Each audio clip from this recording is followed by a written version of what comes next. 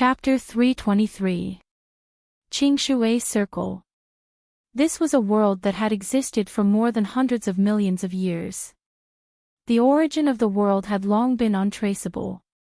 Only in the ancient mythological books collected by various cultivation sects could it be found sporadically. But the only thing that could be confirmed was that there had been a sage in this world. After hundreds of millions of years of development, the whole Qingshui Circle consisted of 3 provinces, hundreds of large regions, and many overseas islands.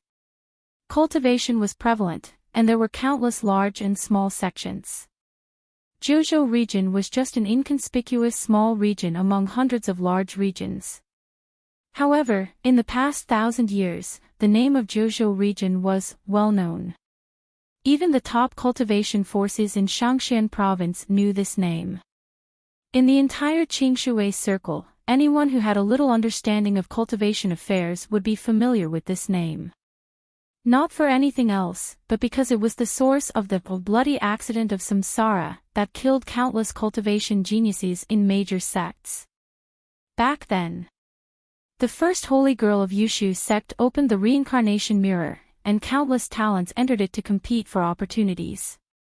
Every time I think of all kinds of grand occasions, I feel excited. But hundreds of years later, the treasure reincarnation only reached the 2nd level.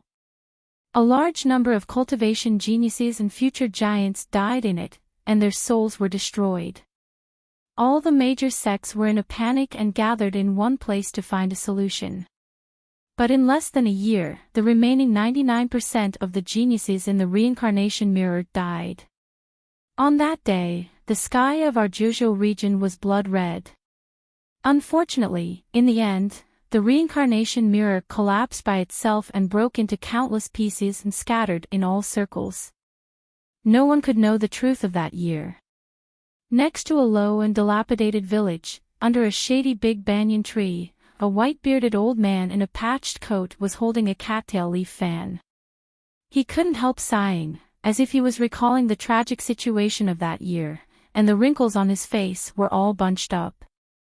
In front of him, several little radishes, who seemed to be no more than 4 or 5 years old, tilted their heads and blinked, with a puzzled look. However, they were still full of interest, squatting beside the old man and unwilling to leave. There were no cultivators in the village, and only the young men in the family practiced martial arts. There were no teachers either. The funniest person in the village was the old farmer who liked to talk about immortals. However, the things that the old farmer said were interesting to the adults in the village at first, and they treated it as a fairy tale. Later, the old farmer said it too many times, and it was inevitable that people would get annoyed. As a result, after several years, as long as the old farmer sat down and wanted to say something, the other villagers would find an excuse to leave. Only a group of children would never get tired of it. However, despite this being the case, the old farmer still said it again and again. Regardless of whether others heard it or not, he had to say it for himself to hear. If he didn't say it, then the pain in his heart would be impossible to get rid of, and he would go mad from resentment. The old farmer took this to heart and never mentioned it to anyone. "Old Huang, you're still going on and on about it. All the sweet potatoes in your field have been stolen by Buttface, who lives by the river." When the woman who came out to feed the chickens saw the situation under the tree, an unhappy expression flashed across her face. She immediately shouted loudly. The old farmer's complexion immediately changed. He staggered as he got up.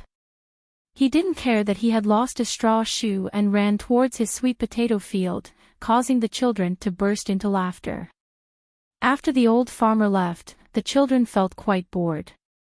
A group of children ran to the woman, and a little fat boy jumped out and hugged her, calling her mother coquettishly.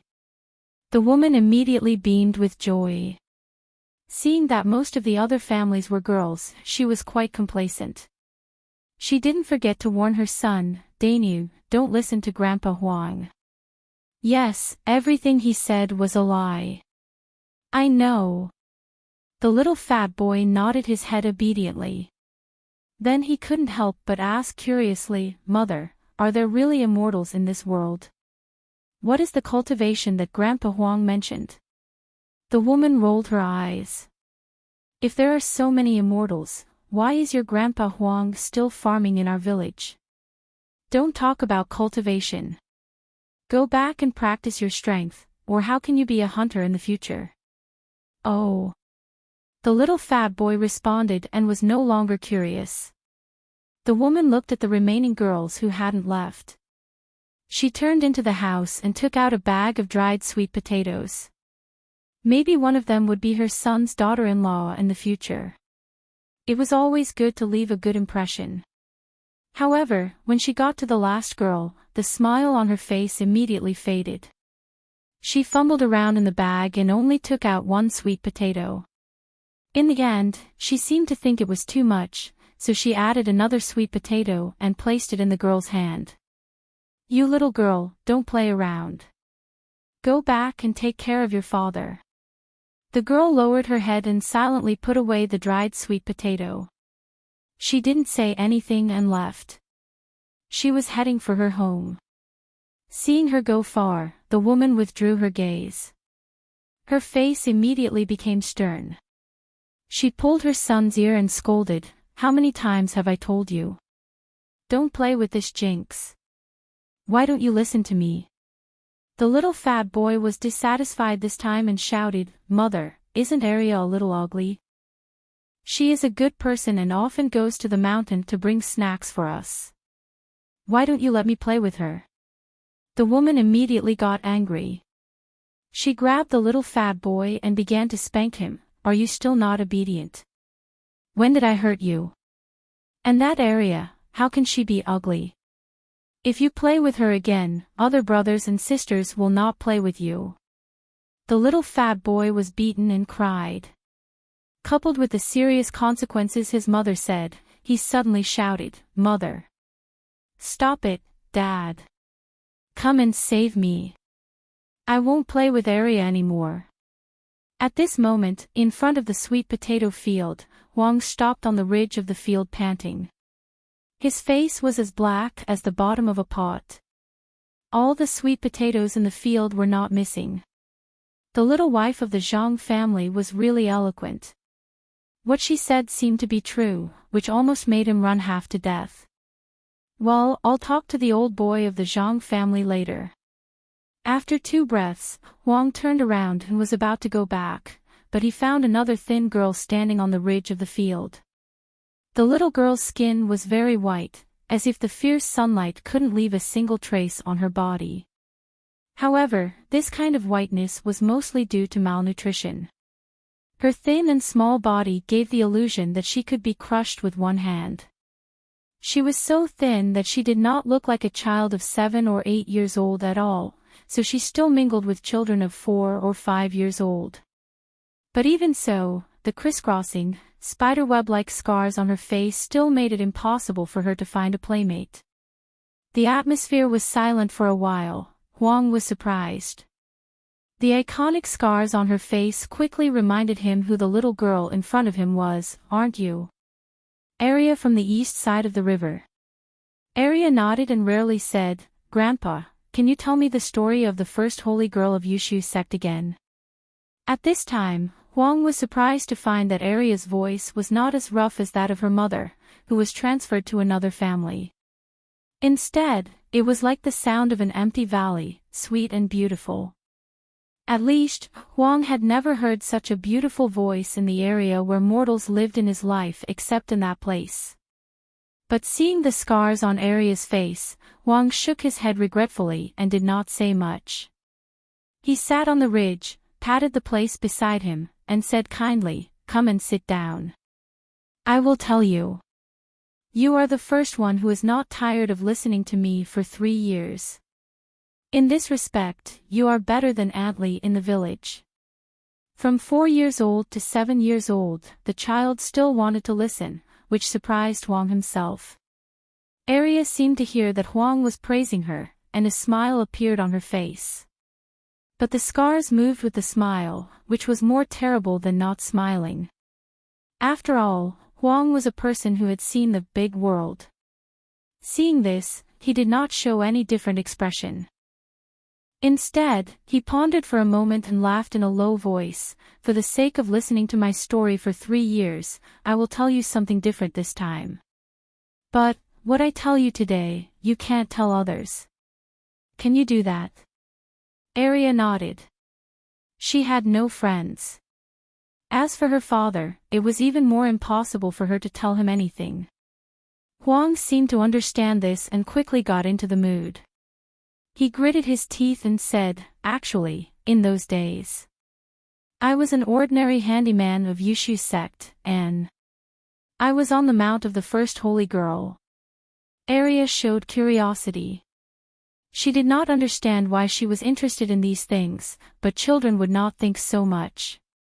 She wanted to know, so she came to listen. Obviously, Huang would tell her more stories today. Huang seemed to be lost in memories, and his eyes were full of fanaticism and longing. The world of immortals is beyond the imagination of mortals. They fly in the sky and are omnipotent. But those immortals do not call themselves immortals, but call themselves cultivators.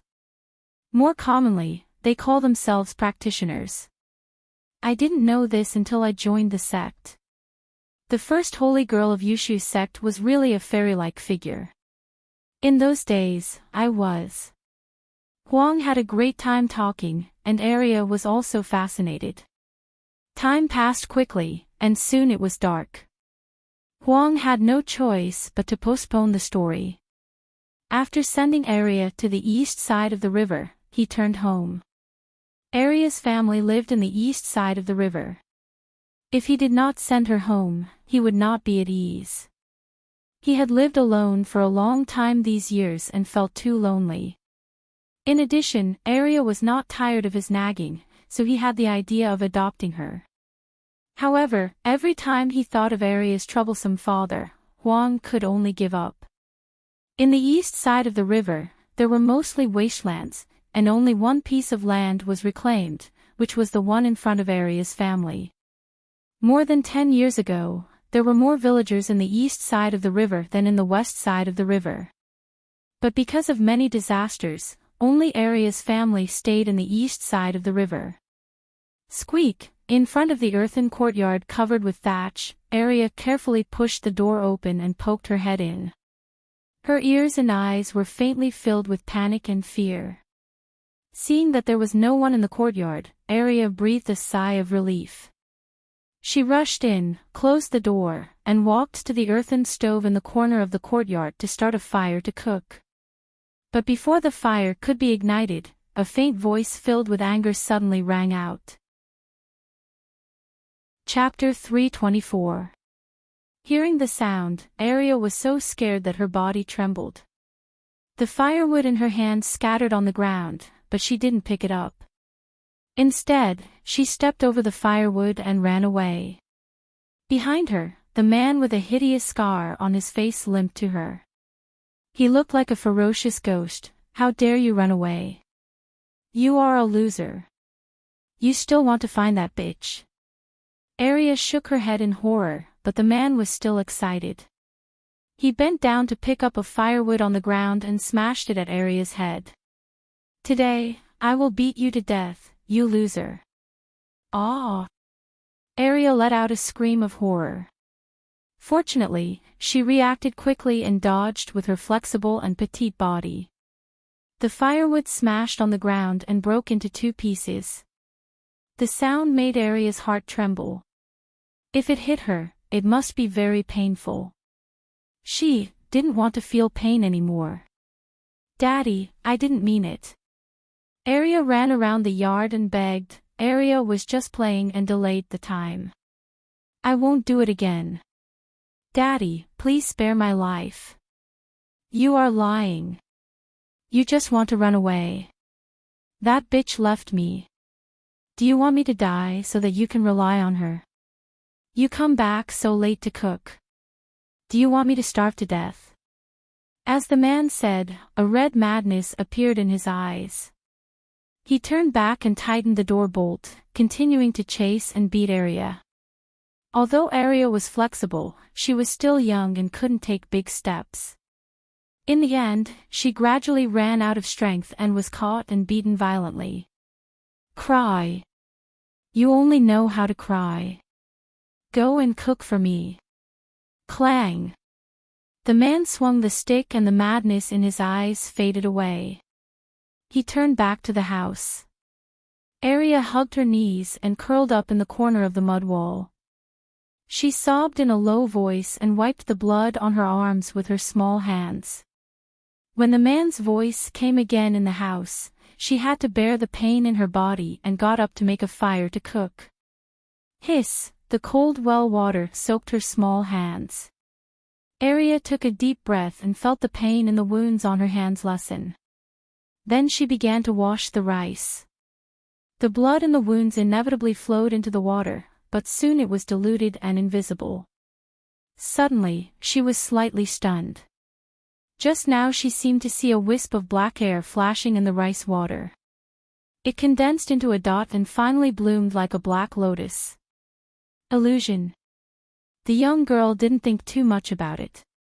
She blinked her eyes in confusion and continued to wash the rice. Being beaten, begging for mercy, working, this scene seemed to be repeated every few days. The only difference was that the man's temperament became more and more violent. When he was angry, his eyes would be scarlet red and he would lose his mind. When it was serious, he wouldn't even know what he was doing. He was like a bottle that was about to be filled to the brim with sand. Every day, sand was forcibly stuffed into the bottle. One day in the future, when the sand reached a certain limit, the bottle would definitely crack open.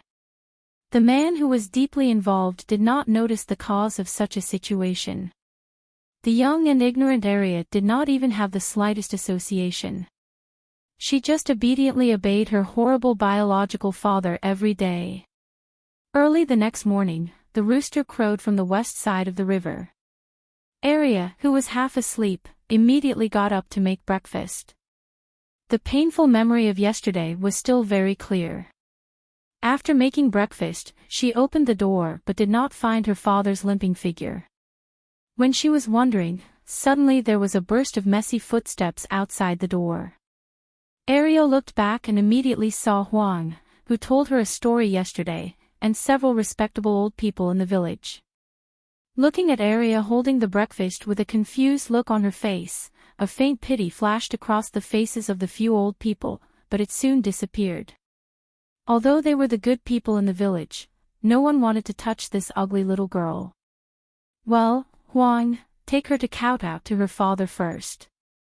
The village head standing in the middle said, turned around and left, and then the rest also left.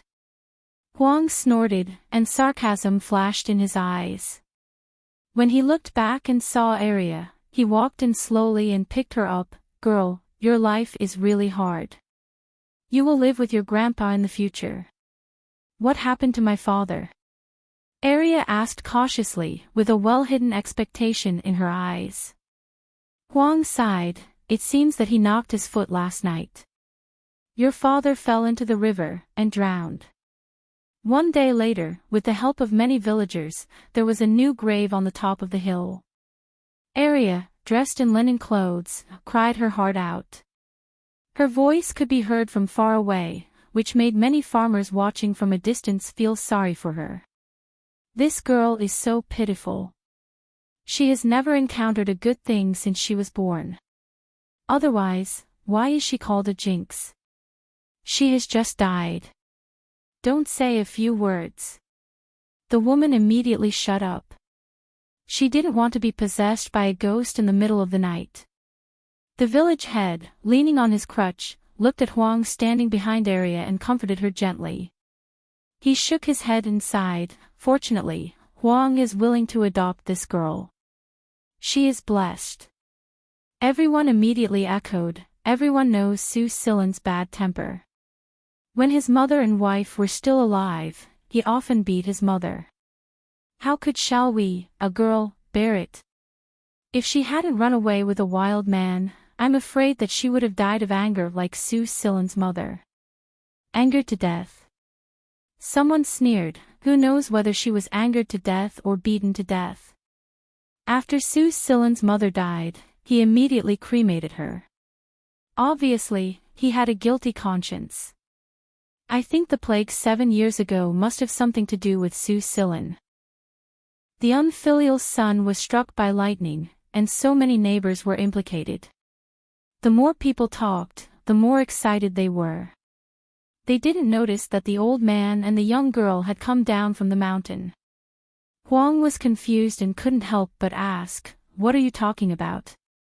As soon as they saw Arya, there was an instant silence, and the atmosphere became strange. The village head's face trembled, and a trace of unnaturalness flashed through his eyes. He tried to avoid Arya's innocent eyes and looked at Huang, saying, "When these things happened, you had not come to our village. I will tell you the details later. You see, Arya is tired. Go back and have a rest." Huang nodded and nodded, "Then I will see you in the evening." The village head nodded and watched Huang leave with Arya. A group of villagers immediately surrounded him and said hurriedly, "Village head, you can't say what happened 7 years ago." "Yes." The fat boy's mother echoed, "Village head, think about it. If you tell Huang what happened 7 years ago, he will definitely think of Arya.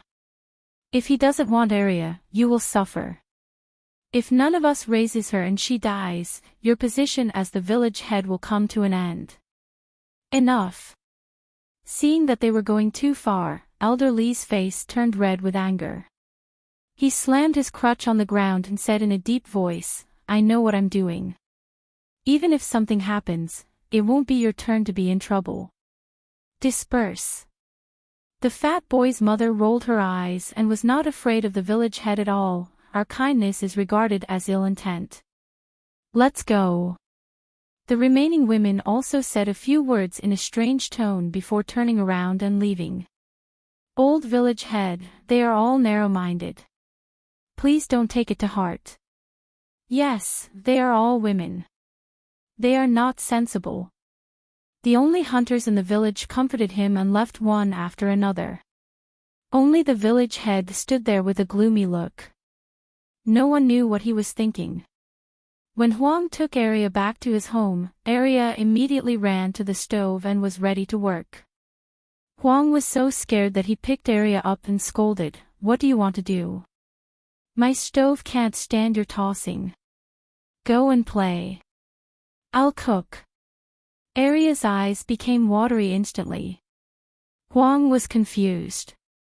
Finally, he heard Arya said in tears, "Grandpa, I can cook. I can go up the mountain to collect firewood. I can do everything. Grandpa, don't leave me." Huang was stunned and looked at the little girl who was picked up by him. He didn't do anything. Why did she think that he didn't want her? Suddenly, he fixed his eyes and saw the wounds on Arya's hands. His face immediately became gloomy. He sat down with Arya in his arms and opened the linen covering her wrists. Sure enough, just like his face, he was covered in scars, and many of them were fresh. Son of a bitch. If I had known, I would. He couldn't help cursing and immediately felt guilty. There were too many wounds on Arya's face. Besides, the girl usually wrapped herself tightly, so he didn't notice it. "Little girl, Grandpa will never abandon you. You will follow me in the future. As long as I can do it, you don't have to do any rough work. You can learn needlework like other girls. Oh, by the way, I can read. I will teach you to read." The night was as cold as water. On the newly arranged bed, Arya had fallen asleep peacefully. There were still tears in her eyes, but she didn't panic after being comforted by Huang. Huang chuckled, and an unprecedented sense of warmth rose in his heart. He spent most of his life in Yushu's sect in order to seek immortality and learn the Tao. His relatives had long died or separated, not to mention getting married and having children. Now he suddenly had a granddaughter.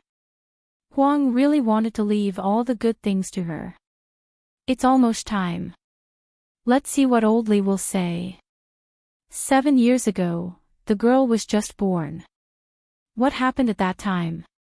With doubts, Huang gently closed the door and turned to the old village head's house.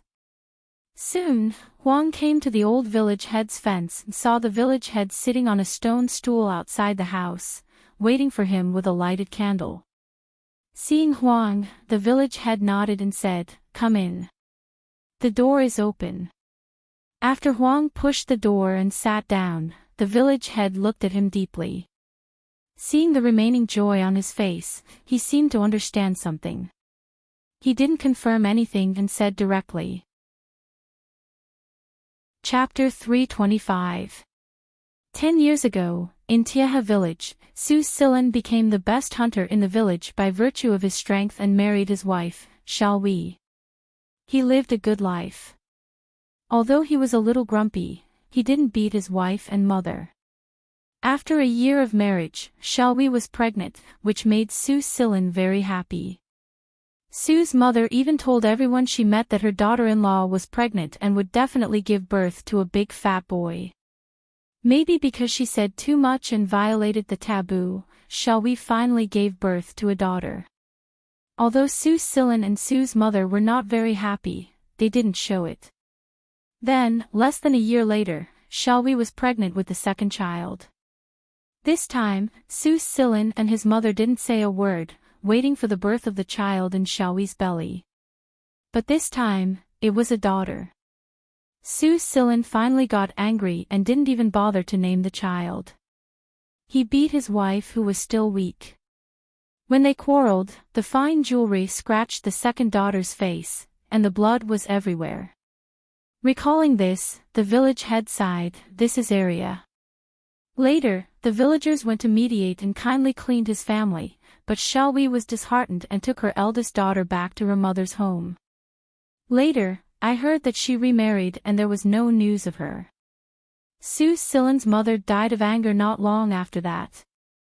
Just a few days after that day, the people on the east side of the river were infected with the plague, and everyone was crazy and had a bad temper. All the clinics in the town were occupied by our village. It took about half a year for the illness of the people on the east side of the river to get better. After getting better, they moved away one by one. In less than a month, all of them left, except Su Silan's family.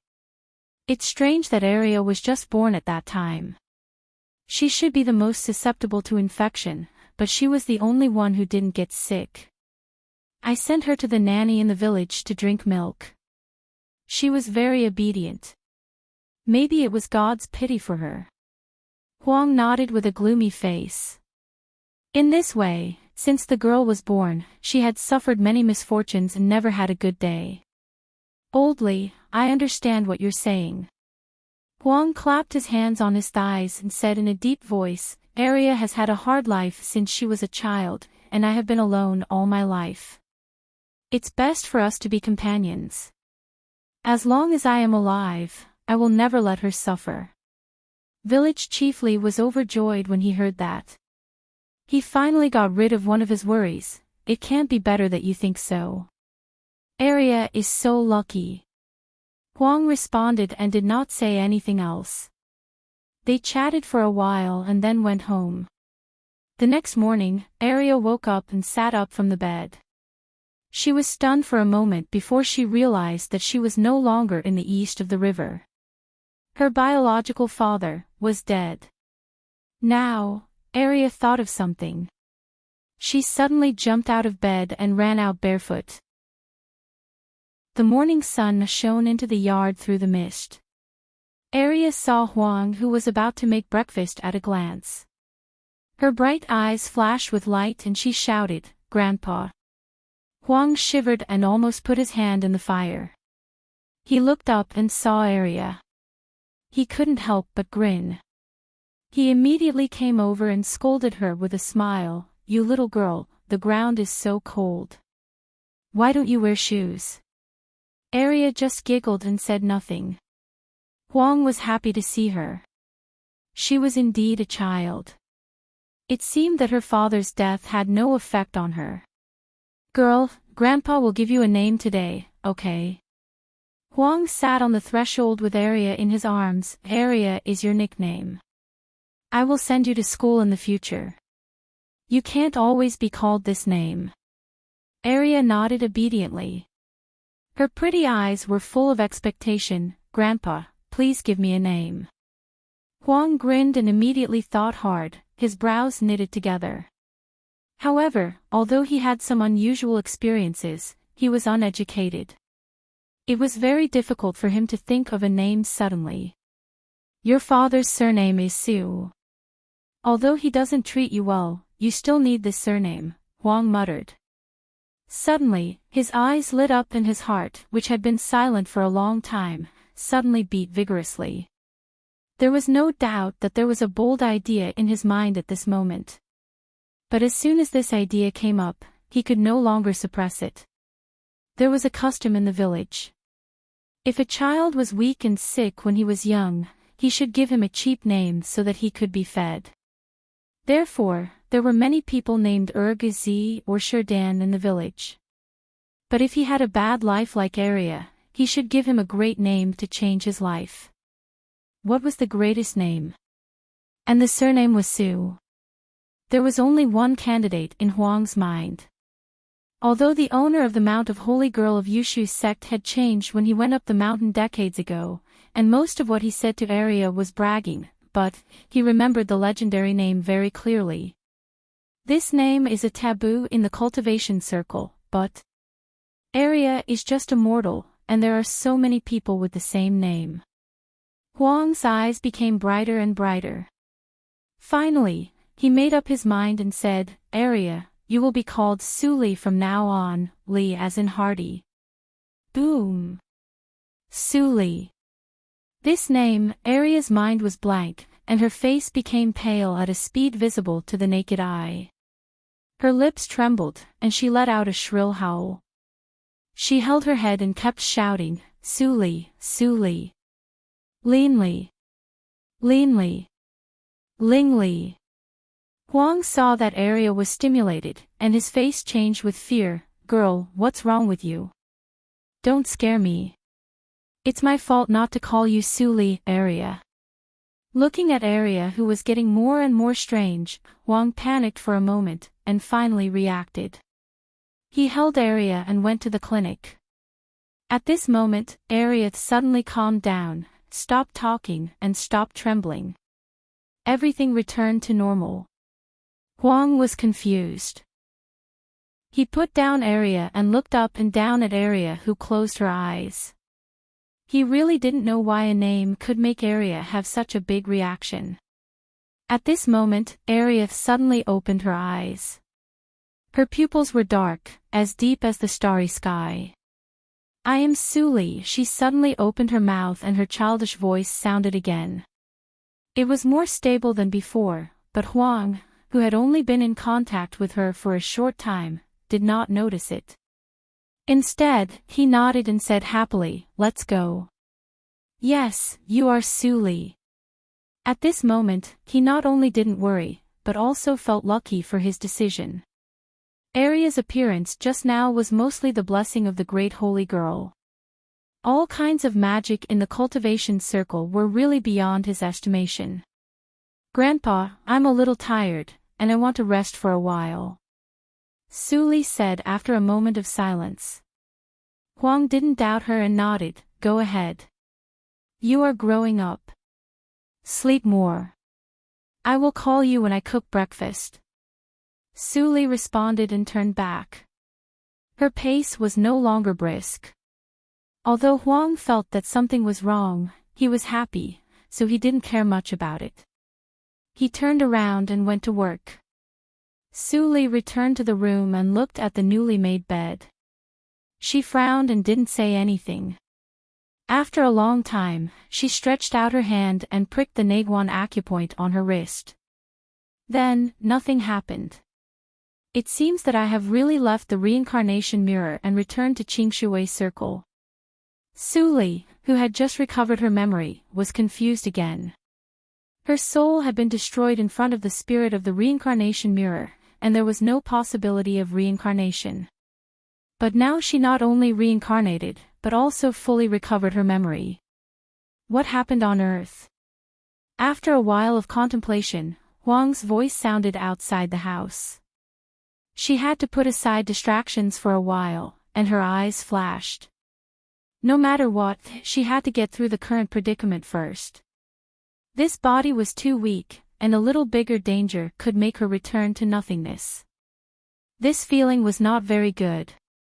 Huang mostly planted sweet potatoes, so he only had sweet potato porridge for breakfast. After breakfast, Huang went to work in the field, leaving Suli alone at home, which gave her enough time to think. It is not difficult to guess what Huang said. This place is not far from Yushu's sect, but people in Tieha village obviously have not contacted cultivators. This place is extremely remote, and the threat is only at the level of wild beasts, which gives me a chance to recover. Thinking of this, Suli touched the position of the ring finger of her right hand. She could feel that the ring was still there, but it couldn't be revealed because she didn't have cultivation. Black Lotus Ring of Ghost Clan. Did she take me to reincarnate? This thought inevitably arose in her mind, and Suli thought of all the things that happened in the east of the river before. After recovering her memory, the power of her soul soared, and she remembered every detail since she was born clearly. The desolation in the east of the river, the plague, and the violent death of Su Silin and others were all caused by her blood. Her blood seemed to be related to Black Lotus Ring, and it had all kinds of unpredictable and strange characteristics. It might be right to be called the jinx. Thinking of this, Suli smiled and didn't feel guilty. If Su Silin took care of her carefully, there would not be so many disasters in the east of the river. It could only be said that karma was not good. Stepping on the path of cultivation again, I know the most complete method of cultivation in this life. Sitting cross-legged in the room, Suli meditated and said nothing. Yushu's sect had Yushu tactics, which was a rare mental method in the cultivation circle.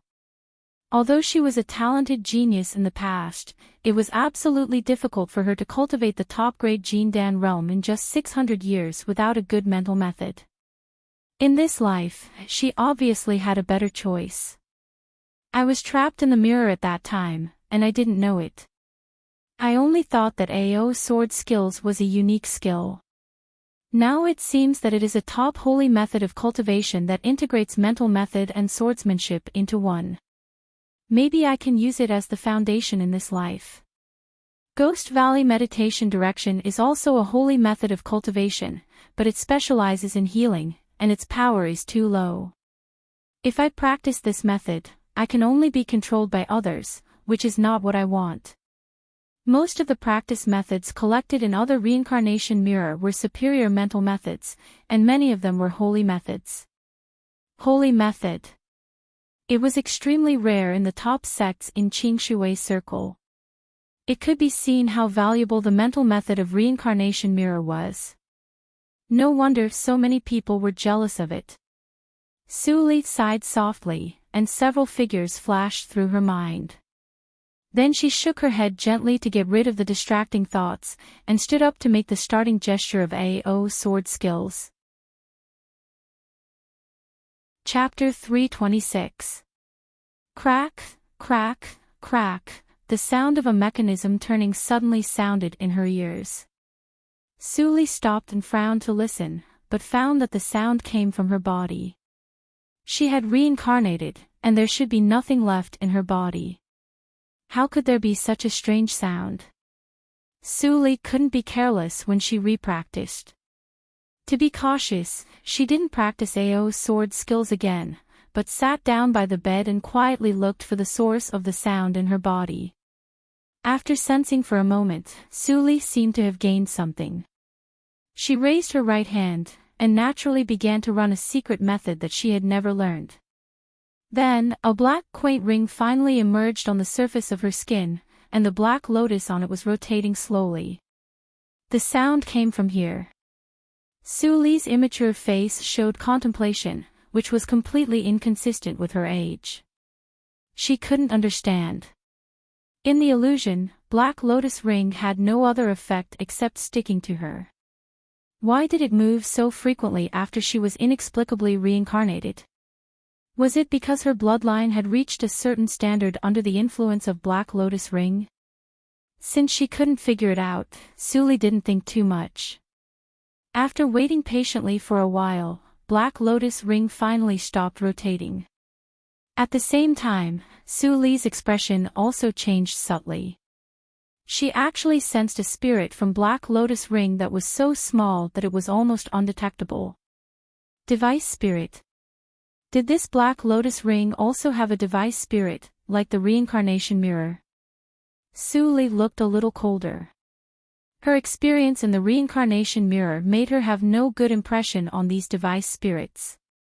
At this moment, the device spirit of Black Lotus sent a wave with great difficulty. It seemed that because it was too weak, the wave was intermittent. After Suli received all of it, she understood it, and her eyes became clear. The Ghost Clan regarded Black Lotus as a sacred object. In their view, the Dark Lotus symbolized their clan walking in the dark. Any existence that tried to insult the Black Lotus would be hated by the Ghost Clan. This Black Lotus ring was naturally the sacred treasure of the Ghost Clan. Suli thought it funny. What was Qi Xianqing thinking? He gave a sacred treasure of the Ghost Clan to her, a human clan, for safekeeping. And now, she actually had some kind of inseparable connection with the Black Lotus ring? Was there anything more ridiculous in this world? Even with her experience as the holy girl of Yushu sect, she felt it was incredible. Perhaps, I'm not a pure human in this life. This thought flashed through Suli's mind. She thought of the strange effect of her blood. Wasn't it the talent of the Ghost Clan that Tantai Feng mentioned? What the Black Lotus ring spirit sent was not only a simple message, but also a piece of awkward-sounding words that could be tentatively called a pithy formula. She said tentatively because she had never seen such a weird practice method, which completely deviated from common sense. In Suli's understanding, if she started to practice it, there was only a dead end. Perhaps, the ghost race's cultivation method was like this. The cultivation method that could be preserved by the sacred object of the Ghost Clan could not be rubbish. Maybe it was a higher cultivation method than Ao's sword skills. If she really had the body of a ghost, she might be able to cultivate successfully. Suli hesitated for a while. What she worried about was not the difference between human and ghost, but the danger of cultivation. After experiencing so much, she didn't care so much about the boundary between the human clan and the ghost clan. Although Tantai Feng repeatedly warned her not to have any relationship with the ghost clan, but, whether her master Qi Xianqing was sincere to her, she could see it clearly with her own eyes. Taking a deep breath, Suli's eyes were a little more cautious. The Ghost Clan's cultivation method had always been famous for its weirdness, and there must be a lot of danger to practice it. She was only 7 years old in this life, and her physical body had not been tempered. She couldn't stand the toss at all. If this Ghost Clan's cultivation method was really overbearing, she might accidentally lose her life again. After thinking about it again and again, Suli finally sighed and gave up the idea of practicing this nameless Ghost Clan's cultivation method. At this moment, another thought came from Black Lotus Ring. After the thought was sent, the spirit seemed to reach the limit of weakness, and soon fell into silence again. Suli could no longer sense any pneuma of it. The content of this thought was more than the last time. Although Suli's soul still maintained the characteristics of sharp sixth senses, it was only the level of ordinary children in terms of strength, so it took a long time to digest it. After a full hour, Suli suddenly opened her eyes, and there was an unconcealable shock and gloominess on her face. The message from the spirit didn't recur, which could be said to be extremely simple, but for Suli, it was not easy to be shocked. The body of evil ghost. She was actually the body of evil ghost that was not tolerated by the natural law in this life. Suli had never heard of the origin of this kind of physique before, but the spirit explained very clearly that her physique could adapt to the cultivation method of the ghost clan or the human clan, and no matter what the nature of the mental method was, she could show extremely strong talent. As long as there was enough energy support, it was not a dream for her to recover to Jindan realm in a short time. But everything had a limit. The physique like Suli, which could be improved without limit, must not be tolerated by the natural law. She was even regarded as a natural enemy by the natural law and was killed by a chess piece. How difficult it was to grow up under the eyes of the natural law. In the ghost clan, the body of evil ghost had always been a taboo. If it was born, it would only be regarded as an ominous person and thrown into the endless void, leaving it to fend for itself. Among the human clan, as long as it was heard that the body of evil ghost appeared, the whole clan would hunt it down until it was annihilated. It could be said that the body of evil ghost was a mouse that everyone wanted to beat. Once it was found, there was no way to survive. After taking a breath, Suli looked slightly pale, and there was a little cold sweat on her forehead. The whole world was her enemy. She was really the enemy of the whole world.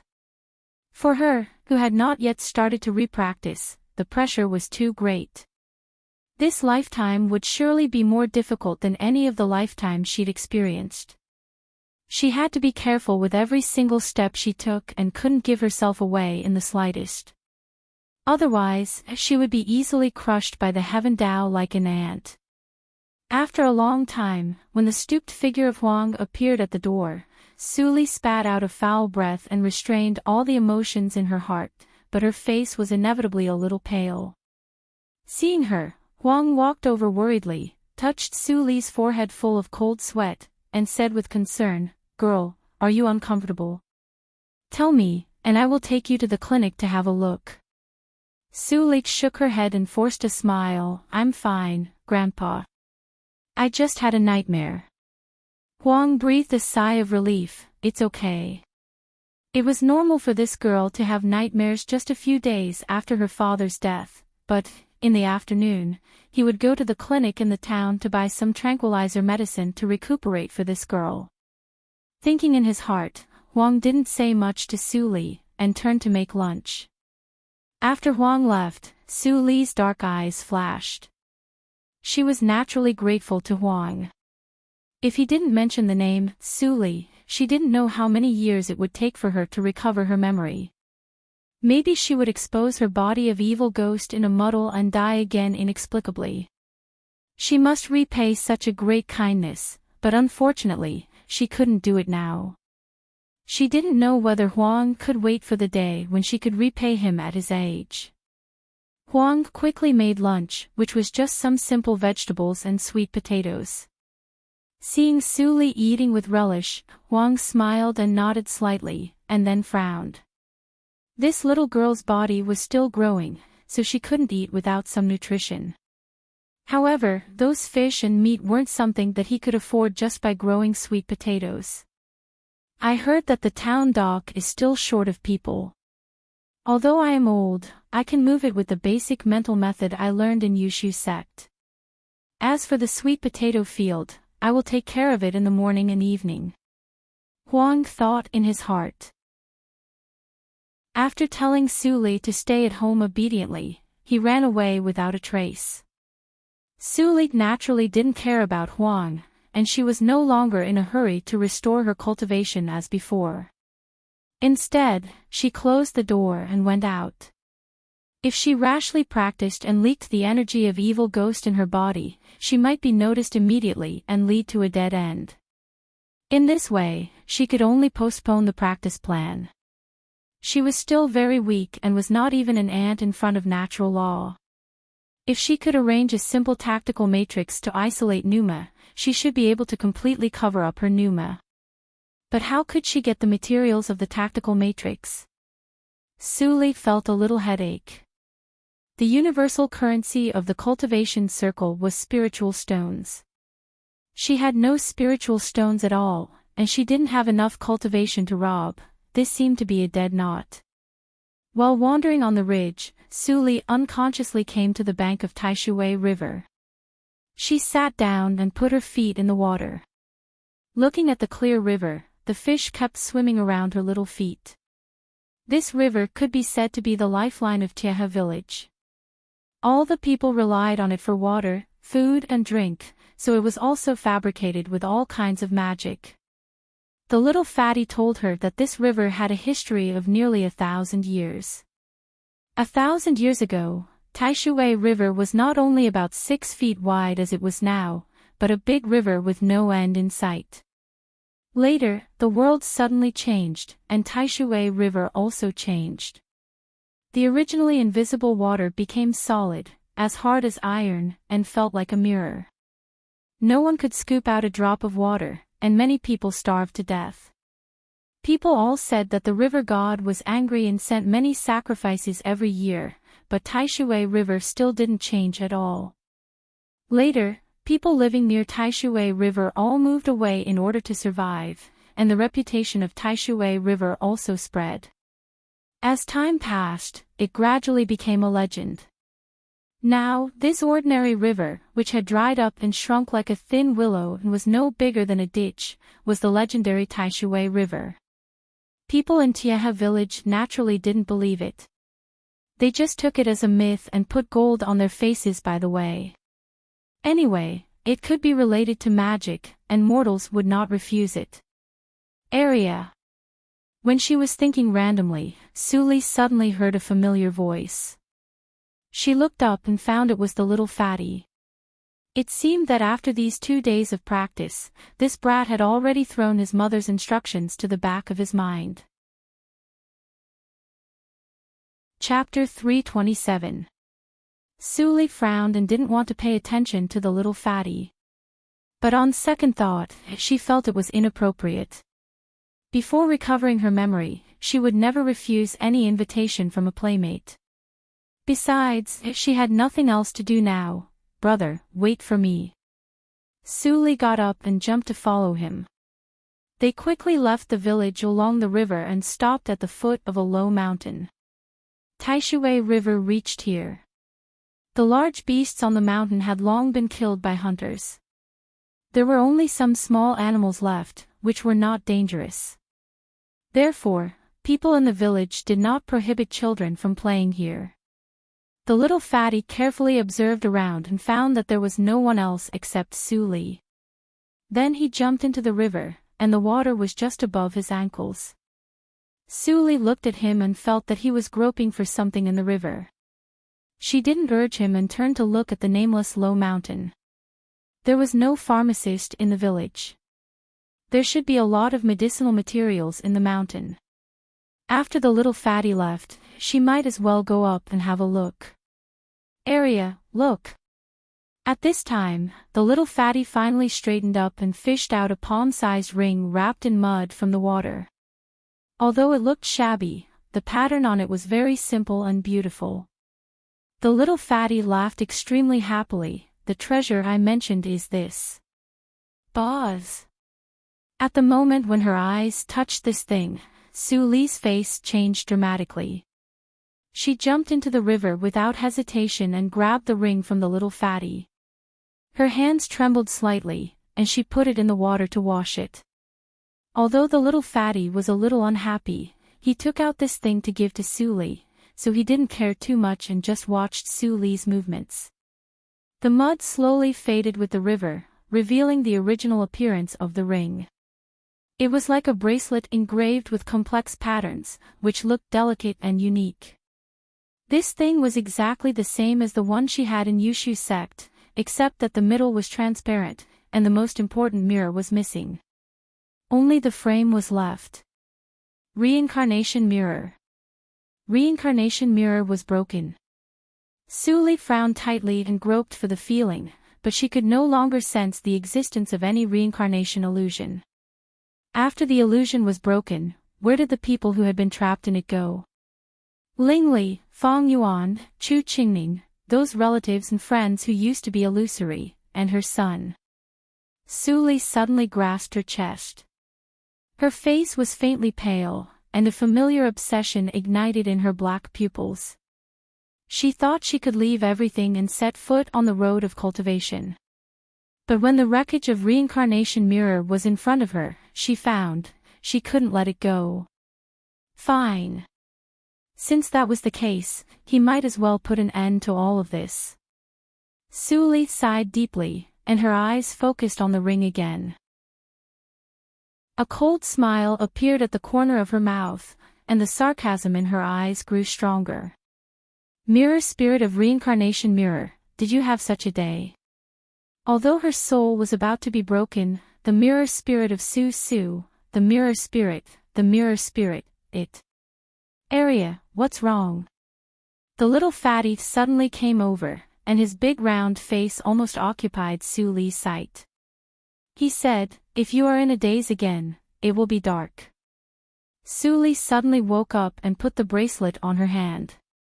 Her voice was like sweet spring water, clear and sweet. Thank you, brother.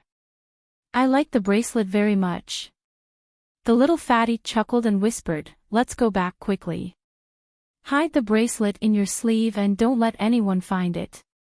If my mother finds out that I brought you out to play again, you'll be in trouble. Suli nodded obediently. Although it was only the frame of Reincarnation Mirror, if it was leaked to cultivators, it would definitely cause a disturbance. Of course, she would not let that happen. Seeing Suli agreed, the little fatty was finally relieved. He talked with Suli for a long time, and then went home contentedly. Suli glanced at the slightly dim sky and shook her head slightly. It seemed that she couldn't go to the mountain today. She would find something at the foot of the mountain and go back. It was dark soon after she returned home. Seeing that Huang had not come back, Suli skillfully made a fire to cook, and fried the wild vegetables picked from the mountain into a dish. After doing this, the moon was already high. Huang finally came back with a medicine bag in his hand. Seeing the food on the table, Huang was stunned for a moment. Then he quickly put down the medicine bag and walked to Suli's room. Suli, who was studying the ring of Reincarnation Mirror, heard the movement. She quickly looked up and saw Huang's face. She smiled and showed her teeth. Grandpa, you are back. Seeing the injury on Suli's hand that had not healed, Huang's eyes were wet, but he held it back and nodded with a smile. Yes, come out to eat. I also want to taste Li's cooking.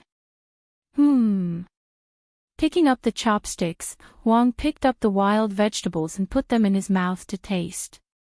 He thought it was bitter and embarrassing, but there was a faint sweetness in the delicious taste. His old eyes brightened slightly. He chewed in big mouthfuls and praised inarticulately, Li, your cooking is much better than mine. I will have good food in the future. Ha ha ha, Suli nodded, and her eyes were bright. As long as you are happy, Grandpa. I will cook for you every day. Good. A simple dinner was spent in warmth. After washing the dishes, Huang boiled a large bucket of hot water and poured the bought medicine bag into the water. He told Suli, I bought some medicine for you, which is good for your body. You should soak in it for at least 2 hours. Do you understand? Suli nodded. After Huang left, she looked at the turquoise bathwater with a serious expression. She smelled at least 5 kinds of medicinal materials that had the effect of healing and removing scars. Now she needed these to recover from her injury. But where did Huang get so much money to buy medicine? These medicinal materials were not cheap. Well, it's no use to think too much. When my cultivation is restored, I will repay him. Suli pursed her lips slightly, took off her clothes and sat in the bathtub. She leaned against the edge of the bathtub and quietly moved her pneuma and blood to speed up the recovery of her injury. The medicinal bath water became clear at a speed visible to the naked eye. In less than an hour, it became clear water, and the efficacy of the medicine was gone. Most of Suli's injuries were healed. She was at the age of vigor, so it was much easier to recover from injuries than when she was older. However, because she moved her pneuma and blood to speed up the recovery of her injury, her face became paler. The medicinal materials to replenish pneuma and blood are very precious for warriors. I don't know if there are any more on the short mountain. Sensing the anemia in her body, Su Li's eyes slightly sank. At this moment, the sky full of stars suddenly sprinkled a starlight, which wrapped Su Li in a moment of shock. In an instant, a cool and gentle pneuma completely wrapped her, and a series of bursting sounds came from her thin body. Immediately, Su Li felt that her physical fitness had at least tripled, and the weakness accumulated in 7 years had disappeared. She was no worse than a miss from an ordinary big family. Why does the starlight suddenly come? Su Li was surprised and doubtful. Then an idea flashed in her mind. She raised her right hand, and the quaint bracelet on her wrist was emitting a faint fluorescence. If she didn't look carefully, she couldn't see it at all. Reincarnation mirror can restore itself. Su Li was surprised, but immediately felt it was reasonable. After all, this thing was an ancient treasure. Even if it was broken, it was possible to recover. She looked up at the starry sky with no abnormalities, and narrowed her eyes slightly. In this way, even if she didn't practice, her physical body would be constantly tempered by the starlight and become stronger. In her previous life, she suffered a lot in the illusion. In this life, the broken reincarnation mirror became her help. Take it as your compensation for me. Su Li smiled coldly, closed her eyes, and tried to lead the power on the bracelet to continue to temper herself. As expected, a part of the starlight poured into her body, staining her newly born internal organs with a layer of silver ash. Little by little, the impurities were discharged from the body along the pores. Gradually, a sense of emptiness spread from Su Li's body. After a long time, Su Li sensed that the starlight on the bracelet had been consumed by her. She opened her eyes, quickly cleaned the dirt on her body, and got up to dry herself. As soon as she jumped up, Su Li felt a unique lightness spread all over her body. It seemed that she could fly out as long as she tiptoed. Of course, Su Li knew this was an illusion. She hadn't repracticed, so no matter how she tempered her physical body, it was impossible to reach the realm of floating in the air. Putting on the linen clothes, Su Li glanced at her wrist, which had no scars at all. Her pupils shrank, and she covered her sleeves again, covering the reincarnation bracelet by the way. She thought for a moment, and ran to the well to fetch a bucket of water. Then she saw her face in the water in the moonlight. Although the ugly scars were less, they were still there. Su Li breathed a sigh of relief. If even the scars on her face disappeared, she really didn't know what to do. If it attracted more attention, there was a possibility of exposure. Fortunately, things didn't develop in the worst direction. Time flew, and 2 months passed in the blink of an eye. Huang finally found that the scars on Su Li's body disappeared, but he didn't feel strange. Instead, he was very happy. He attributed all this to the self-healing ability of children. In this way, he looked forward to the time when the scars on Su Li's face would disappear as she grew up. Then he wouldn't have to worry about Su Li being lonely after he died. At this time, Su Li finally confirmed one thing. The reincarnation mirror had the ability to shield the mysteries of heaven. Otherwise, it was impossible for the mighty figures in the illusion to not have any nature's punishment. Although the broken frame was much weaker than the complete reincarnation mirror, it was enough for her. So, she finally began to practicing the Ghost Clan's most precious practice method named Secret Records of Black Lotus by her. As for the practice of AO sword skills, she postponed it. After all, she had comprehended the first 9 hurdles of AO sword skills in the illusion, and what she lacked was time. Now she just wanted to know what was so magical about Secret Records of Black Lotus. Chapter 328. In the blink of an eye, another 7 years passed. Suli stayed in Tieha village all the time and never went out to see the changes in the outside world. The nimbus in Tieha village was barren, and there was no condition for cultivation at all. However, she pushed her cultivation to the peak of the third hurdle of Lianchi realm in just 3 years with the convenience of the body of evil ghost and the reincarnation mirror. The remaining 4 years were limited by the environment, and her cultivation could not be improved. However, her physical strength reached the peak of Zhuji realm because of the frequent quenching of starlight. Such a strange situation could only be caused by Su Li's special physique. If she could enter a suitable environment for cultivation, her cultivation could easily reach Zhuji realm in a short time. However, as early as 1,000 years ago, the blessed places suitable for cultivation had been divided up by the major cultivation sections. Even the places with poor nimbus were occupied by small sections. If she wanted to restore her cultivation, she must join a sect. Holding the literacy book in her hand, Su Li's eyes flickered. It was possible to expose her identity if she contacted the practitioners. But if she didn't contact them, she was likely to be trapped in the third hurdle of Lianchi realm for the rest of her life. The gap between the third hurdle of Lianchi realm and the ninth hurdle of Jindan realm in her previous life was as huge as that between fireflies and the bright moon. In this vast and boundless Qingshui circle, the practitioners in Jindan realm could barely survive. Even in Yushu's sect, there were at least 10 people who could kill her. So, if a casual practitioner in the third hurdle of Lianchi realm walked in the cultivation circle, he had to be careful even when breathing. If he was unlucky, he might be trampled to death by a powerful practitioner. Su Li narrowed her eyes slightly. She couldn't enter the sect deliberately. She needed an opportunity, and she waited for 4 years. But even so, she remained patient. If she wanted to know what happened in the past, she must step into the cultivation circle. The only difference was whether she was active or passive. If she was passive, it would be more natural and less likely to be exposed. But if there was no opportunity, she could only take the risk to contact the cultivation circle. So, she set a deadline for herself, which was 10 years. Now there were 3 years left. Bang! The wooden ruler hit the table very loudly.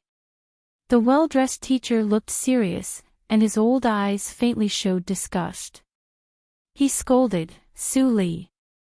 Su Li changed her mind and slowly raised her head. When her eyes met the teacher's, she was already at a loss. Her expression immediately caused a burst of laughter in the school. The teacher was gloomy. He came over and patted Su Li's desk. "Give me your hand." Su Li sighed in her heart and stretched out her hand obediently. Paw! The wooden ruler hit her palm hard. Although Su Li didn't feel much pain, she still cooperated and showed an aggrieved expression. "No one has ever dared to not listen to my lessons. You are the first. Yesterday, I told you that if you don't listen to my lessons, don't ever think about listening to my lessons again. Now, get out of here." Paw! When the last foot fell, Su Li's palms were red. She didn't refute anything and obediently put away the book and walked out of the door. Her experience was so profound that she didn't need to learn much even in a cultivation sect, let alone a mortal school. But Huang didn't know that and insisted on spending the money. So, Su Li could only let him arrange it. As for telling him the truth, Su Li never thought about it. Her identity was too sensitive, and it would only hurt Huang. After the class in the evening, a scholar in blue hurried from another schoolyard. When he saw Su Li standing at the door of the school and hadn't left, his eyes immediately brightened. He walked quickly to Su Li and said with a smile, "Sister Su Li, let's go back to the village together." Su Li looked up at him and said, "Aren't you afraid of your mother's blame?" The face of the scholar in blue could still see the outline of the little fat boy, but now he was not fat and had a very formal name, Yang Chuanbua. Speaking of which, Yang Chuanbua learned how to be a hunter under the guidance of his father since he was a child. He should have no opportunity to go to the school in the town. But Yang Chuanbua's third uncle became the mayor of the town, and the family's wealth rose greatly. Naturally, he didn't have to run around for survival. Yang Chuanbua's parents thought about it and felt that if he studied, he might be able to take over his third uncle's position in the future. After all, his third uncle was a loner and had no children. The only person he was close to was Yang Chuanbua. As for why Su Li came to school, needless to say, Huang's obsession to make Su Li stand out was stronger than anyone else. Even if the school tuition was very high, he still gritted his teeth and supported it. To Huang's surprise, he worked hard every day, but he didn't get sick. Instead, he became healthier, which really puzzled him. He couldn't find the answer. Over time, he no longer struggled and was happy to go on like this. Yang Chuanbua smiled bitterly and said, "We are the only two students in this town, and now you have become beautiful. Even if my mother sees you, she won't blame you." Yang Chuanbua, on the other hand, was still as honest as before. Everything he said was straightforward and without any scheming. Su Li touched the corner of her eyes. Starlight had been refining her body for 7 years, and the scars on her face had long disappeared. Only a small lotus mark in the corner of her eye, which was only the size of a broad bean, was left. It didn't affect her face, but added a little brightness. Huang and the villagers all thought it was a scar left when she was a child. Only she knew in her heart that it must have something to do with Black Lotus Ring. "If you are not afraid of being scolded, you can follow me," Su Li said and walked ahead. Yang Chuanbua immediately smiled and followed her. As the saying goes, a girl changes 18 times between childhood and womanhood. He still remembered that when Ariel was a child, there were many scars on her face. She was the ugliest of all the little girls in the village. But after only 7 years, after the scars on Su Li's face faded, she became extremely beautiful and lively. She became the most beautiful girl in the village. At the age of 14, it was almost the age to talk about marriage. Now his family was the best in the whole village. Naturally, he wanted to marry Su Li. Moreover, he didn't listen to his mother when he was a child and treated Su Li very well. He must have left a good impression on Su Li, so he had a greater chance to marry her. This caused him and his mother to rejoice. Yang Chuanbua was still thinking. He unconsciously walked through the mountain road, and Tieha village was already in sight. Su Li stood on the edge of the mountain road and looked down. Smoke had been rising from the roofs of households. Suddenly, she narrowed her eyes and looked to the right. There were 2 smokes, which were completely different from the smoke, coming straight through. Amidst the mist, a young man and a young woman dressed in green and red sword robes rode on the cloud-like magic treasures beneath their feet, flying neither too fast nor too slow. Amidst the lingering clouds and mist, they emitted an otherworldly aura. They were both dragons and phoenixes among men, outstanding and extraordinary. First Senior Fellow Apprentice. The dignified woman in a red sword robe with a soft sword tied to her waist suddenly complained, "Martial Uncle Yuan is clearly using his position to avenge his personal grievances. He asked us to come to such a barren place to find children with immortal latency. What an idiot." The calm face of the young man, who seemed to be 2 years older than the woman, was a little gloomy. He frowned slightly, but said, "Junior Sister Apprentice, don't talk about the elders. Since Martial Uncle ordered us to do so, he must have his reasons." "What bullshit reason?" The woman suddenly got angry, and the dignity she struggled to maintain disappeared. She became shrewish and scolded, "Yuan Shu is a villain. Originally, with our cultivation, we should be assigned to a second-grade area, or at least a third-grade area. But now, first senior fellow apprentice, we have been assigned to a fifth-grade area without Nimbus. It's impossible for such a barren place to have children with immortal latency.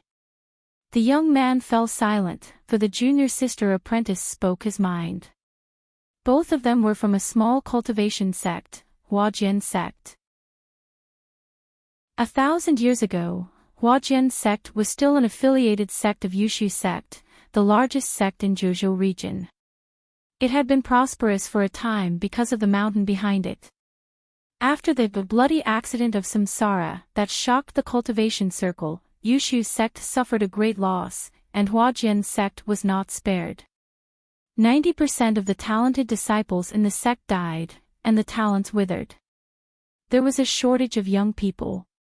In desperation, the head of the sect had to lower the threshold for accepting disciples and carry out a great reform. In the past, there was an iron rule for accepting disciples in the cultivation sections. Talent was the most important, and temperament was the second.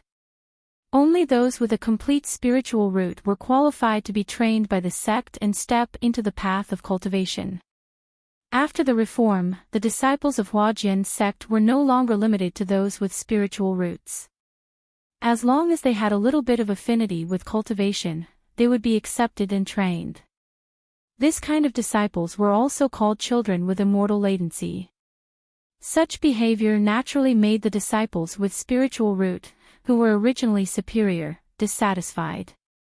Even the elders of the sect felt that it was absurd and a joke. Huajian sect was in chaos for hundreds of years. It was not until a genius child with immortal latency was born that the method of recruiting children with immortal latency was finally recognized. Even if a lot of cultivation resources were wasted, it was not a loss if 1 in 1,000 children with immortal latency could cultivate to Zhuji realm. What's more, that genius was far beyond Zhuji realm. Now 1,000 years had passed. Although Huajian sect was still a weak sect, it was much stronger than in the past. The young man dispelled these distracting thoughts and stopped thinking about these trivial things. Every 10 years, the sect would send 50 inherited disciples to travel for a year to recruit disciples. Each disciple would bring back no less than 2 children with immortal latency, and the more the better. This year, his brother and sister were also among them. Unfortunately, Uncle Master Yuan was in the way. It was really difficult for the two of them to bring back 4 children with celestial latency within a year. However, if they returned empty-handed, their cultivation resources would definitely be reduced. Therefore, when they left the sect, junior sister was already calculating in her heart that if she really couldn't find a suitable candidate, then she would just bring back 4 boys that she found pleasing to the eye. In any case, immortal fate was just a saying. Whether they were fated or not, it all depended on the two of them. Originally, he was not willing to deceive the master and the senior masters, but the 1-year period was coming. The young man's eyes darkened slightly. Yuan Shu, it's your fault. Don't blame me. Chapter 329. Senior fellow apprentice, there is a village here. Let's go down and have a look.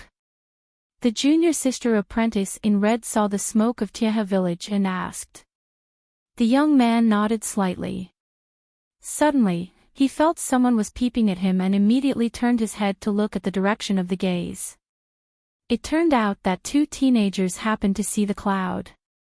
The young man breathed a sigh of relief and didn't care anymore. Senior fellow apprentice, what's wrong with you? The young man shook his head and landed in the middle of Tieha village. This scene was immediately seen by many villagers of Tieha village.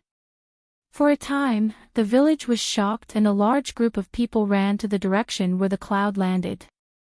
Sister Su Li, look. The cloud fell from the sky. Yang Chuanbua, who also saw this change, exclaimed, let's go and have a look. Then, he quickened his pace. Su Li narrowed her eyes and followed him. When they walked to the entrance of the village, they happened to meet a beautifully dressed girl who had just come out of the village head's home. When she saw Yang Chuanbua, her beautiful eyes suddenly brightened. Then, she saw Su Li beside Yang Chuanbua. A trace of jealousy flashed on her delicate face, but she quickly recovered and greeted them in a crisp voice. "Brother Chuanbua." Yang Chuanbua turned his head and saw the girl. He couldn't help but smile and called, "Huan Huan." Hearing Yang Chuanbua's intimate address, Li Yuehuan was slightly happy and nodded repeatedly. "I saw Grandpa and Aunt go there. Let's go." Then, she didn't wait for Yang Chuanbua to continue to say anything. She stepped forward to occupy Su Li's position and pushed his back to walk away. Feeling the warm and soft little hand behind him, Yang Chuanbua couldn't help walking and felt uncomfortable. He hurriedly said, "Men and women shouldn't touch each other. Huan Huan, you have grown up. This is not appropriate." Li Yuehuan rolled her eyes and pouted, "What's inappropriate? Brother Chuanbua, let's go. If we are late, we won't be able to see anything." Yang Chuanbua had no choice but to sigh secretly and follow Li Yuehuan's intention. The old village head was very prestigious in the town. He didn't want to offend the Li family and cause his uncle to look down on him. Seeing that Yang Chuanbua finally obeyed, Li Yuehuan's face was a little proud. Then, she didn't forget to show off to Su Li, who followed behind and said silently, "You can never compete with me." Seeing this, Su Li couldn't help but feel speechless. She had lived for more than 1,000 years, and her temperament had long been tempered like iron and stone. There was no way she would stoop to the level of a 13-year-old Li Yuehuan. In this village, the only one who had some karma with her was Huang. She raised her head and looked over Li and Yang, falling on the place surrounded by a group of Tieha villagers not far away. There were 2 auras there, brilliant like lights in the dark night. Perhaps it was because this place was remote and it was impossible to meet people of the same Tao, or perhaps it was to intimidate mortals, but the 2 of them did not restrain their auras at all. Early stage foundation establishment, and 2 of them. Su Li was slightly shocked, and a touch of caution appeared at the bottom of her eyes, but she was not nervous. With such a low cultivation, it was impossible for him to come for her. Even so, with her recovered strength, she could kill the 2 of them with one move. Li Yuehuan saw that Su Li was not angry at all, but completely ignored her. She was very upset, but in front of Yang Chuanbua, she would not show her unruly side. She could only hold back her anger and wait to settle accounts later. At this moment, by the Taishui River, a group of villagers saw the 2 figures of a young man and a young woman after the clouds dispersed. They were all stunned, and then they began to point and whisper. The woman, who was treated like this for the first time in front of mortals, suddenly frowned and was angry. She was about to scold and frighten them, but was stopped by the young man, who shook his head and said, "It seems that this is a very rare barbarian land. Don't bother with them." The woman suddenly realized that the so-called barbarian land was the land of mortals who still didn't know what cultivation was. This place was really not ordinary and remote. "Barbarian? Who are you scolding, you little boy?" The young man did not transmit the sound, but his words were certainly heard by the villagers, which immediately aroused the anger of a group of people, and they were about to step forward to teach the young man a lesson. The young man frowned slightly, trouble. Although he acted calmly and reasonably, a cultivator was not a kind person, and killing 1 or 2 mortals was no burden for him. But at this moment, someone shouted, "The old village head is here." The young man's movement paused slightly, and then he saw a white-haired old man on crutches trembling in front of him, saluting and saying, "You 2 look extraordinary, so you must be of noble origin. May I ask why you come to my Tieha village?" The woman in red snorted coldly and said in a sweet voice, "We are inherited disciples of Huajian sect, an immortal cultivation sect." Immortal cultivation sect. Huajian sect. The old village head was at a loss. The woman's words were like playing the lute to a cow. Suli, who was standing in the crowd, blinked her eyes slightly. She had some impression of this sect. She didn't know if the current head of Huajian's sect was still the immortal Hua Yan who was obsessed with flowers and started cultivation with flowers. What immortal cultivation? Are there really immortals in this world? Don't tell me these two are. While people were whispering, they thought of the way the two people came, and their faces changed with fear. If they were really immortals, didn't they just offend immortals? Today was the day off at the dock. Huang, who had slept all day, came sleepily. Seeing a large group of people around the river, he couldn't help but go forward curiously. When he saw the indifferent young man and woman surrounded in the middle, his face suddenly changed. He squeezed to the innermost area, plopped down on his knees, and said, "Welcome, Huang Dashin. The mortals in the village have little knowledge and don't know your noble identity. Please be generous and don't stoop to our level." The old village head's face changed slightly. "Huang, you." He suddenly remembered that Huang once said those crazy words. Could it be true? The young man looked a little relaxed and said lightly, "It seems that you have some knowledge, but your companions don't seem to believe it." Well. As he said, he touched the ring in his hand, and a white light flashed instantly. Then people were surprised to find that there was a sword in the young man's hand. Only Huang panicked when he saw it. He wanted to say something, but it was obviously too late. The young man waved the sword lightly, and the arm of the man who scolded the most fiercely just now fell off. The blood splashed on the face of the farmer woman closest to him. Ah! The man stared blankly at his arm, which had fallen to the ground with a thud. A sharp pain suddenly assaulted him, causing him to scream out in pain. The surprise on everyone's face stopped abruptly, and was replaced by fear and panic. "Master! Master, how are you?" Looking at the villagers in chaos, the woman in red became more and more impatient. When she was about to kill the man to warn the others, Wang suddenly shivered and shouted, "Well done. Don't be angry, immortals. If you have any orders, we will go through fire and water for you without any hesitation." Reminded by Huang, the crowd finally came to their senses and realized what kind of existence they were facing. They all shut their mouths and dared not speak. Even the man whose arm had been chopped off had a pale face and was trying hard not to make a sound. The old village head also came over, swallowed his saliva, and said with fear in his eyes, "Huang is right. Our Tieha village is willing to serve you." The young man looked at Huang with interest and said without concealment, "You have good eyesight. Unfortunately, you are old, or I would like to take you up the mountain to be a handyman supervisor." Huang bowed his head and said repeatedly, "Thank you for your kindness. Okay, eldest senior fellow apprentice, it's important to get down to business." The woman in red reminded him, and her finger moved from the ring. Huang was finally relieved when he saw it. The young man stopped talking and looked at the old village head. "It is a blessing for your Tieha village that we come here today. Our Huajian sect opens the gate every 10 years to accept new disciples.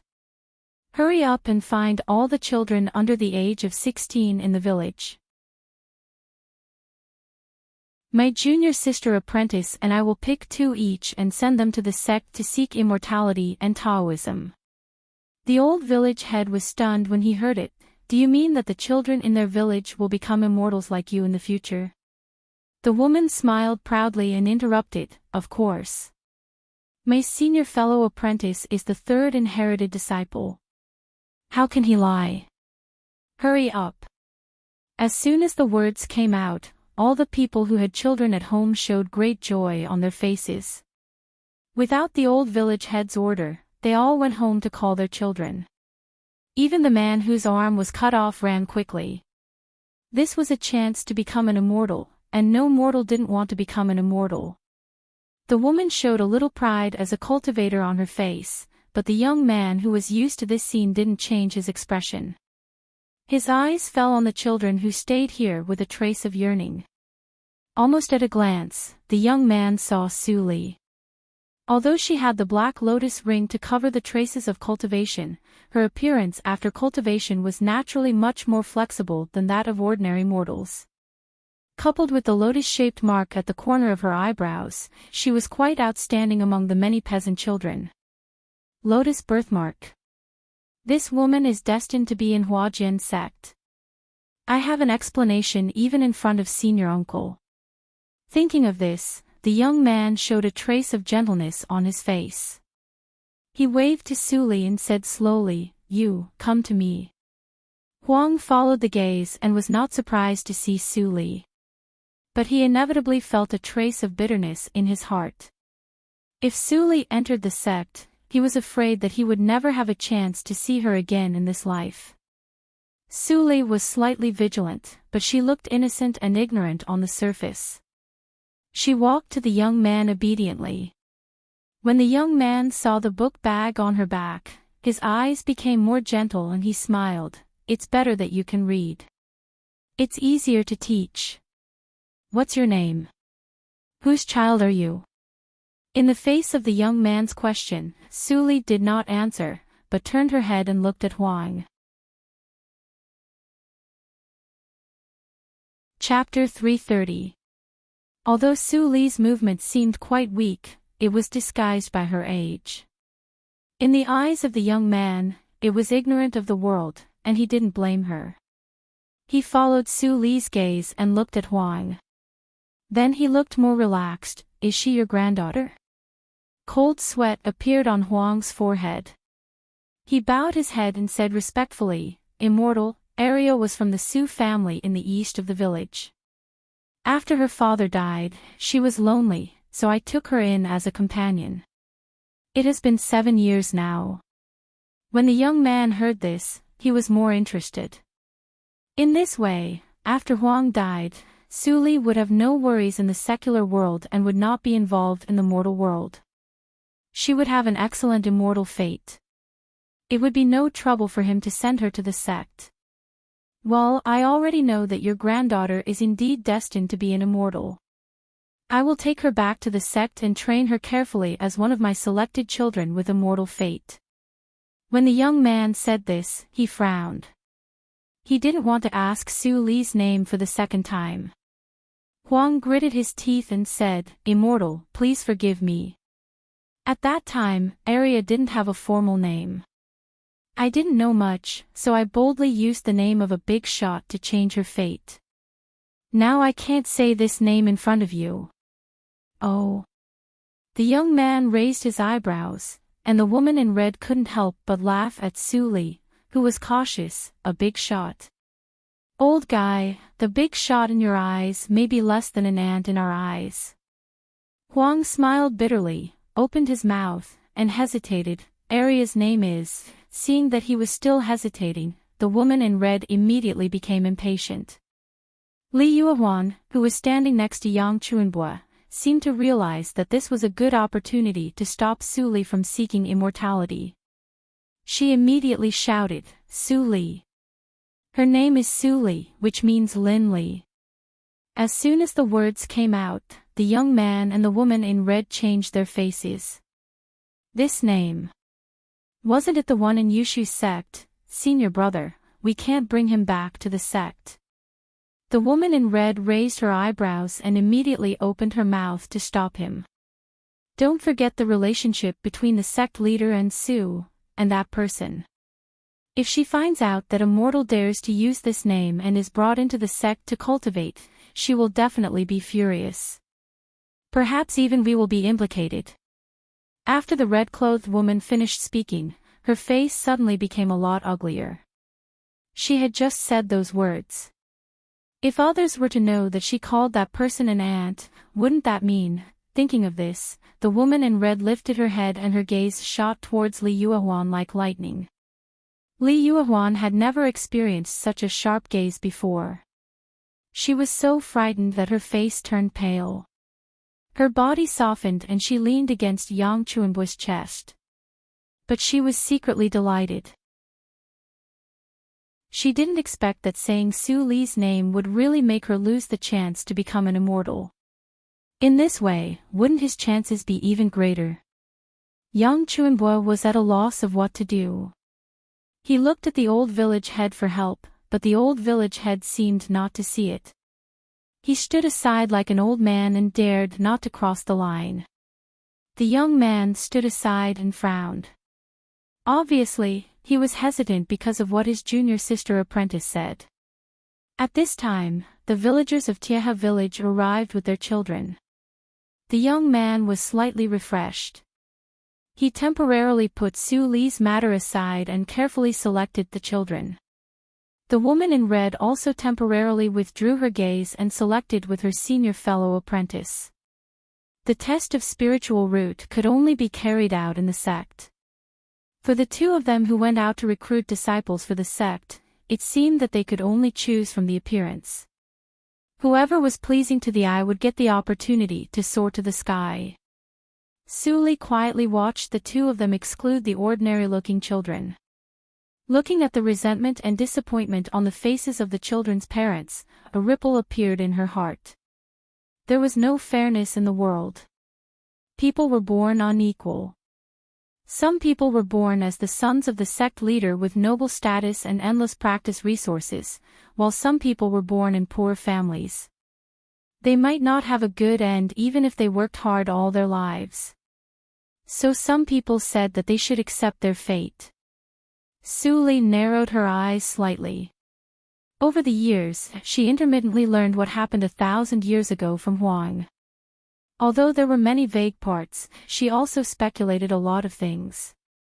The broken mirror must have something to do with the old beggar. The number of practitioners who died because of the broken mirror was more than 100,000, which was far more than the number of talents from the Zhuzhou region who entered that year. She remembered that there were no more than 1,000 sect geniuses who entered the reincarnation mirror at the same time as her. But the number she heard now was 100 times larger. Other regions also participated, even the entire Qingshui circle. Su Li's eyes flashed with light. This conclusion was not difficult to guess. Because no matter Ling Li, Fang Yuan, or even Chu Qingning, they were not from the Zhuzhou region. Otherwise, it was impossible for her not to have any impression.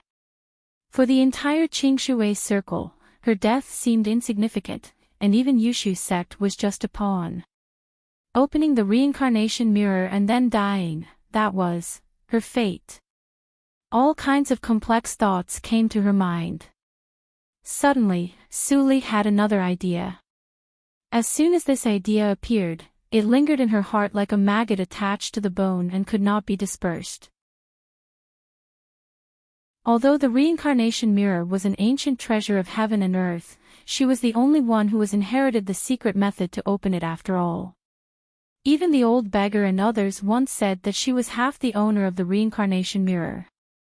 If she hadn't opened the reincarnation mirror for Yushu's sect, she might have been a powerful person in the world now. Even with the help of the reincarnation mirror, she might have become one of the giants with the right to speak in Qingshui circle. But in the end, she still couldn't let go of her master and the sect she had stayed in for 900 years.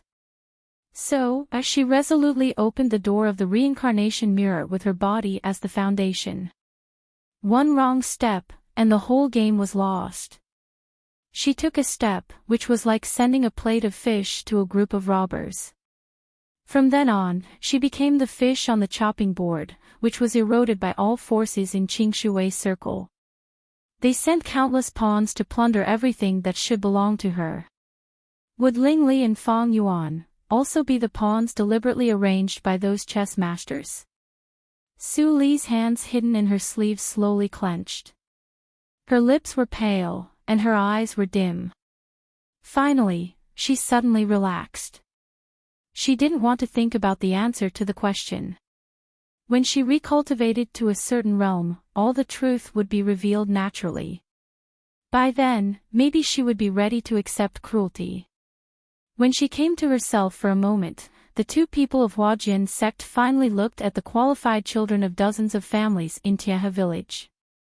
Finally, the young man chose Yang Chuanbua, who had read books, and the other candidate was hesitant. The woman in red chose two boys who looked quite smart, and didn't even look at Li Yuehuan, who was full of longing. She didn't like to take jealous boys with her. The young man glanced at Su Li, who bowed her head and didn't know what she was thinking. He moved his eyes away and finally fell on Li Yuehuan. The latter immediately tensed up and nervously tidied the broken hair around her ears. There was a trace of fear in her panic. Her appearance was really pitiful, which made other teenagers in the village swallow their saliva secretly. However, the young man's face turned cold. He had climbed all the way from an outer court disciple to the position of a true inheriting disciple, and along the way, there had been countless female cultivators who wanted to climb into his bed. Li Yuehuan's expression was exactly the same as those cheap women, and just looking at her made him want to vomit. The young man sighed secretly, and finally looked back to Su Li. If he hadn't met Su Li, he wouldn't have had such a high requirement for selecting the child with immortal latency. But it was like tasting delicious food. Once the most delicious food was placed in the front, other food would become bland and tasteless. Well, it's a little troublesome, and it may not even be troublesome, the young man pondered in his heart, and finally waved to Su Li and said, "Come here and leave with me." Su Li was slightly stunned. She didn't expect that the young man still chose her after hearing her name. Although she felt strange in her heart, she still walked to the young man obediently and bowed her head in silence. Senior fellow apprentice.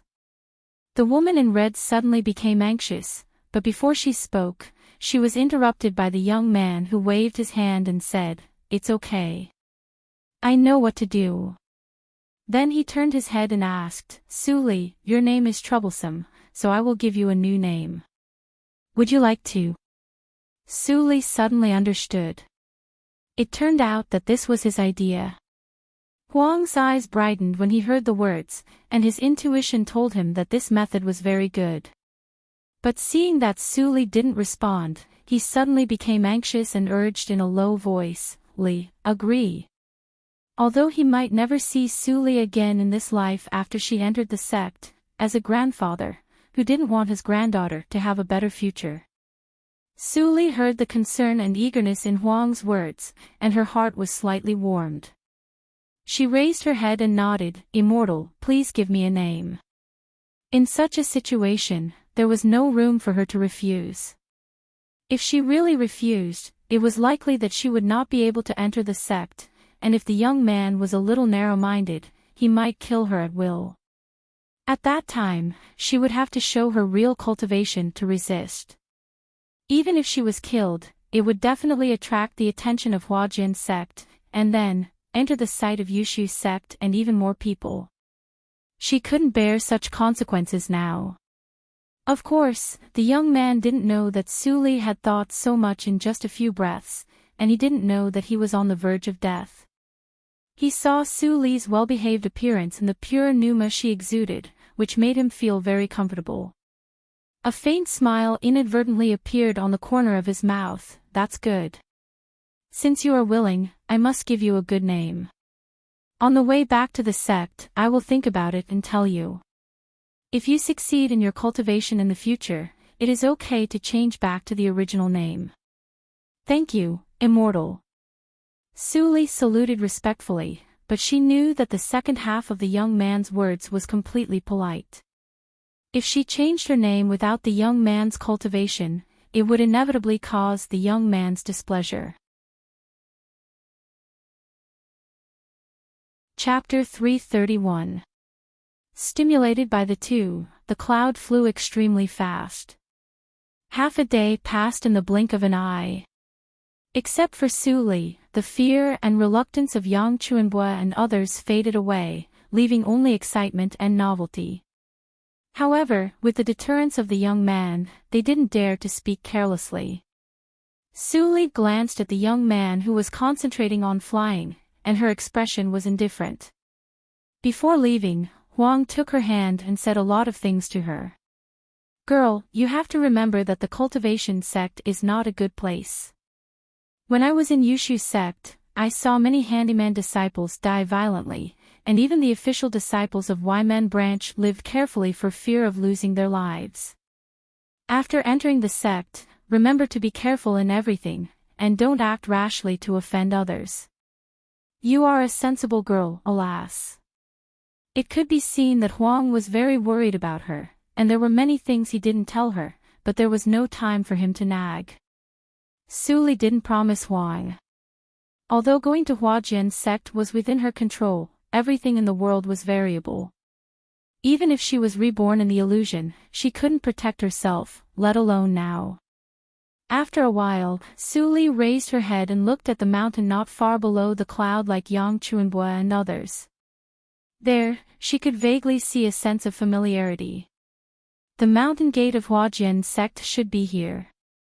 Sure enough, soon after, the young man and the woman controlled the magic weapons to descend at the same time. After passing through a cloud of miasma, a mountain surrounded by clouds and mist came into view, which was completely different from the frozen world outside. The mountain peaks were like spring all year round, with birds singing and fragrant flowers, like a paradise isolated from the world. Occasionally, white cranes could be seen flying up from the mountain peaks in a graceful posture, like a fairyland. Several children widened their eyes and exclaimed in surprise. What a beautiful place! Is this the place where immortals live? Yang Chuanbua opened his mouth wide. At a young age, he never thought that there would be such beautiful mountains and rivers in the world. Su Li also pretended to be inexperienced on the surface, but she was secretly awestruck. When she passed through the miasma just now, she clearly felt that the second layer of the mountain-guarding matrix of Huajian's sect was opened. At that time, she was the holy girl of Yushu's sect, relying not only on her strong cultivation and combat capability, but also on the realm of tactical matrix master. Hua Yan wanted to establish her own sect. As her best friend, she gave her the triple star-stacked mountain-guarding matrix as a congratulatory gift. As its name suggested, the matrix was divided into 3 layers. The first layer only activated the illusory array and the low-level defensive array, which could be maintained by consuming the lowest grade of low-grade spirit stones. The second layer activated the illusory array, defensive array, and a part of the killing array at the same time, which required the consumption of low-grade spirit stones. It could only be activated when the sect was in danger. As for the third layer, it needed precious upper-grade spiritual stones to increase the power of the tactical matrix. Huajian's sect was a small sect. Not to mention upper-grade spiritual stones, even the reserves of middle-grade spiritual stones were not enough. If the third layer of the tactical matrix was really opened, Huajian's sect would not be far from being destroyed. Now Huajian's sect looked very peaceful, and they even had the leisure to go out to look for new disciples. Why would they open the second tactical matrix? Su Li's heart was full of doubts, but this question was obviously not what she could ask. She could only put it in her heart and explore it later. Not long after, the young man and the woman led Su Li and others to an open space on the top of a mountain. Someone on the mountain saw them and hurried over immediately. Taking advantage of this time, the young man explained, there are 4 peaks in Huajian sect. Among them, Baihua Peak is the residence of the headmaster, and there are not many disciples there. Among the other 3 peaks, Fujian Peak and Danxia Peak are for the disciples of Naiman branch. All the disciples of Naiman branch stay in Qinghua Peak. This is Qinghua Peak. Then he looked at Su Li and said, from now on, your name will be Su Yu. Su Li was slightly stunned. After thinking of the figure in the reincarnation mirror, she nodded. She didn't dislike this name. The real Su Yu should also live well in Qingshui Circle. If there was a chance in the future, she could see her. Hearing the young man's words, the woman smiled slightly and thought to herself, romantic, Hua, Shuiyue. Senior fellow apprentice Han Feng has two maids named Hua and Shui respectively. That's probably how the word you came about. It's really casual. While they were talking, two middle-aged men in cyan standard robes had arrived quickly. Under the astonished gaze of Yang Chuanbue and others, they respectfully saluted to the young man and the woman. Greetings, Senior Uncle Han and Senior Uncle Wan. Han Feng nodded slightly and glanced at the surprised children, but didn't explain. He told the middle-aged man in cyan, "Take them to the testing stone, and I will come later."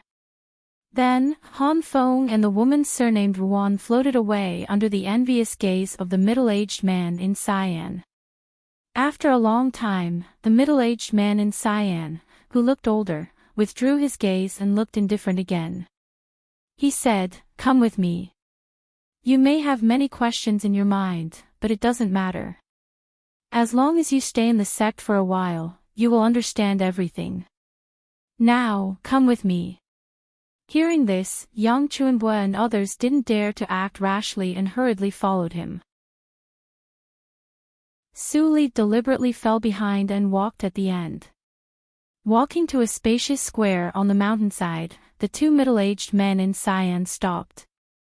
Yang Chuanbue and others were surprised to find that there were no less than 100 children in addition to them at this moment. Their ages ranged from 10 to 16 years old. Many of them were very well dressed, and it was obvious that they were of noble birth. After the middle-aged man in cyan sent them here, he left.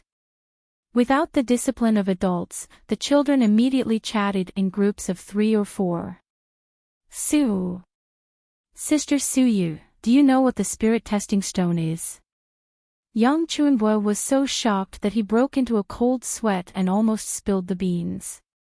The other two boys' faces were pale. They were so scared that they didn't even dare to speak. Such a big scene had already exceeded the scope of what they could accept. Su Li shook her head and didn't speak. Yang Chuanbue just thought that she was also nervous, so he could only helplessly wait aside. Su Li looked at the black and lustrous square stone tablet in the square, which was as tall as a person. This was the testing stone, a low-level magic treasure specially used to test the spiritual root. At most, it could test the middle-grade spiritual root. The mountain gate occupied by Huajian's sect was not full of nimbus. It would be lucky if there could be a disciple with a complete spiritual root in the surrounding area. Probably, they never thought that they could test the middle-grade spiritual root. As for the principle of the testing stone, it was very simple. As long as there was spiritual power in the body to resonate with it, it could distinguish the strength of the spiritual root according to the degree of resonance. There was no nimbus in the body of mortals, so they could only rely on the spiritual root to resonate. This was also the simplest and fastest way for many sects to select disciples from the secular world. Thinking of this, Su Li's eyes flickered slightly. She had reached the third hurdle of Lianqi realm now, and there was a spiritual power whirlpool in her body. As long as she wanted, she could even imitate the resonance of the supergrade spiritual root. What's more, she was a body of evil ghost, and even natural law would be afraid of her talent. The low-level method of testing the spiritual root was not suitable for her at all. Now, the only thing that made her feel embarrassed was to what degree of spiritual root to expose.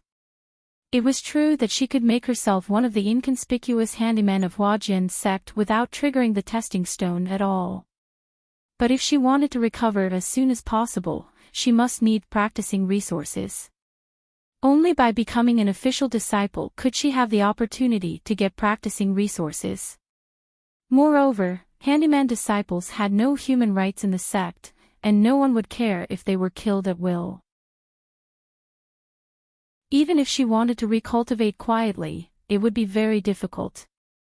Suddenly, there was a commotion among the children. Su Li looked in the direction of the loudest voice. It turned out that there were 2 more children, a boy and a girl, who were dressed in well-tailored golden clothes. They behaved with nobility, as if they were princes and princesses from the royal family, which made all the other children present feel ashamed. The boy in golden clothes looked proud and glanced at the audience. There was a sneer on his childish and fair face. He was different from these lowly and poor people, but his father asked him to test the spiritual root in the same place with this group of garbage. It was disgusting. "All right, I'll see you off here. Don't let me down," the woman who brought her tongue said indifferently, and the boy in golden clothes restrained his arrogance and saluted. "Thank you, First Senior Sister Apprentice." First Senior Sister Apprentice. Hearing this title, the woman slightly twitched the corner of her mouth. She didn't say anything and turned away. Shortly after she left, many children suddenly surrounded the boy in golden clothes. Forming cliques in order to survive was something that started from the moment they entered the sect. "Shall we go there too?" In the small group of Tieha village, one of the two boys couldn't help but ask. Suli vaguely remembered that his name was Chin-Hu. The other boy, Wang Xiai, immediately looked at Yang Chuanbua. Yang Chuanbua hesitated and glanced at Suli, who was unmoved. In the end, he sighed and didn't take any action. "If you don't go, I will." Chin-Hu looked at the golden-robed boy, and yearning flashed in his eyes. He then tugged at Wang Xiai, who was beside him.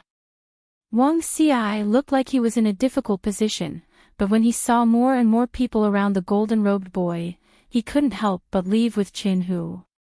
Yang Chuanbua was slightly anxious, but because he couldn't let go of Suli, he didn't follow them. Suli sighed secretly. For the sake of the ring of reincarnation mirror, she said, "Wait a little longer. It's too early to choose now." Hearing Suli's words, Yang Chuanbua suddenly froze, and immediately looked at Suli with confusion and doubt. Sister Arieth seemed to be a little different, but he had too little knowledge. Except for the word different, he couldn't say a specific word to describe it. He just felt that he should listen to Suli.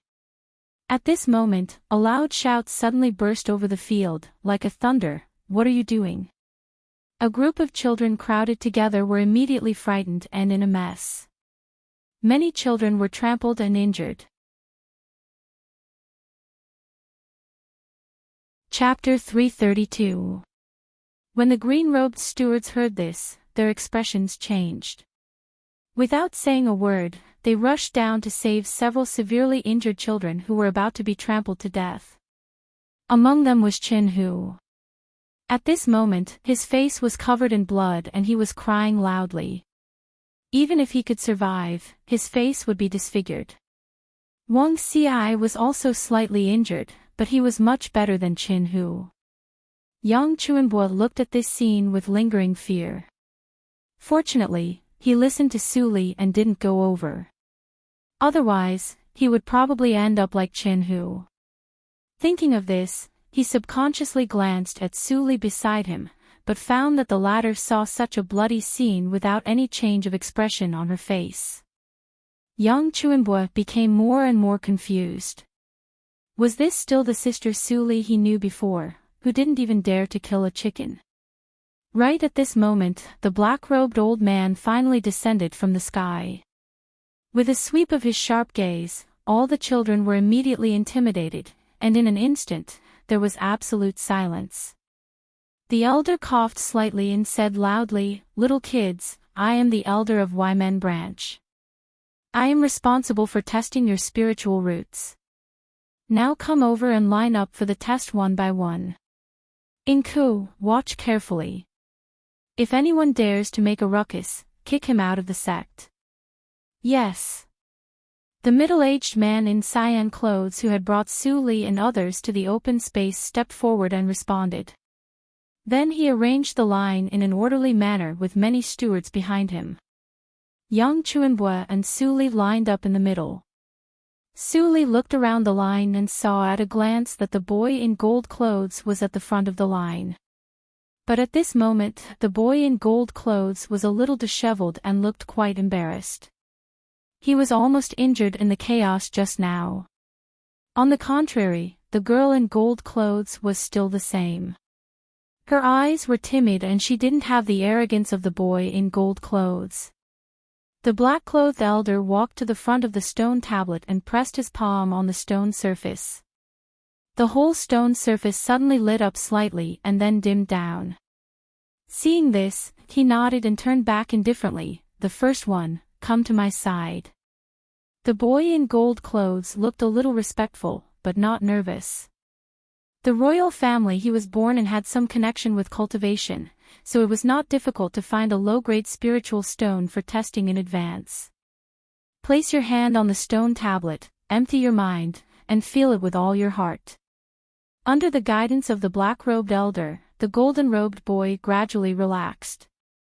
At the same time, the stone surface glowed with a golden luster. Although it was very dim and could not be seen without careful observation, the black-robed elder's face quickly softened. 60% gold spirit root, not bad, it's enough to become an inner disciple of our sect. What's your name? The golden-robed boy was delighted when he heard the words. He quickly bowed and said respectfully, Elder, my name is Jean Wei. The old man in black nodded and said with a faint smile, there is a good seedling in this generation of the Jincheng royal family.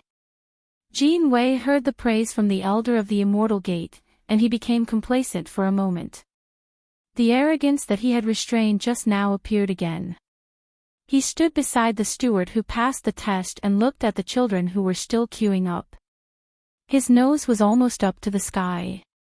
The second one was Jean Wei's sister, Jean Ning. Obviously, her status in the royal family was not very high, and she had not tested her spiritual root in advance. Her little face looked quite perturbed. She could come with Jean Wei this time because Jean Wei liked her very much. According to the black-robed elder's words, a layer of golden light immediately lit up when she put her tender palm on it. The brightness was even higher than that of Jean Wei, 80% gold spirit root, good. The black-robed elder's eyes brightened, and he said, good, 3 times in a row. He looked at Jean Ning as if he had found a treasure and said, little girl, what's your name? His tone was obviously softer than when he talked to Jean Wei before. My name is Jean Ning. Jean Ning said timidly, but her big bright eyes could not hide her joy. She was not a fool.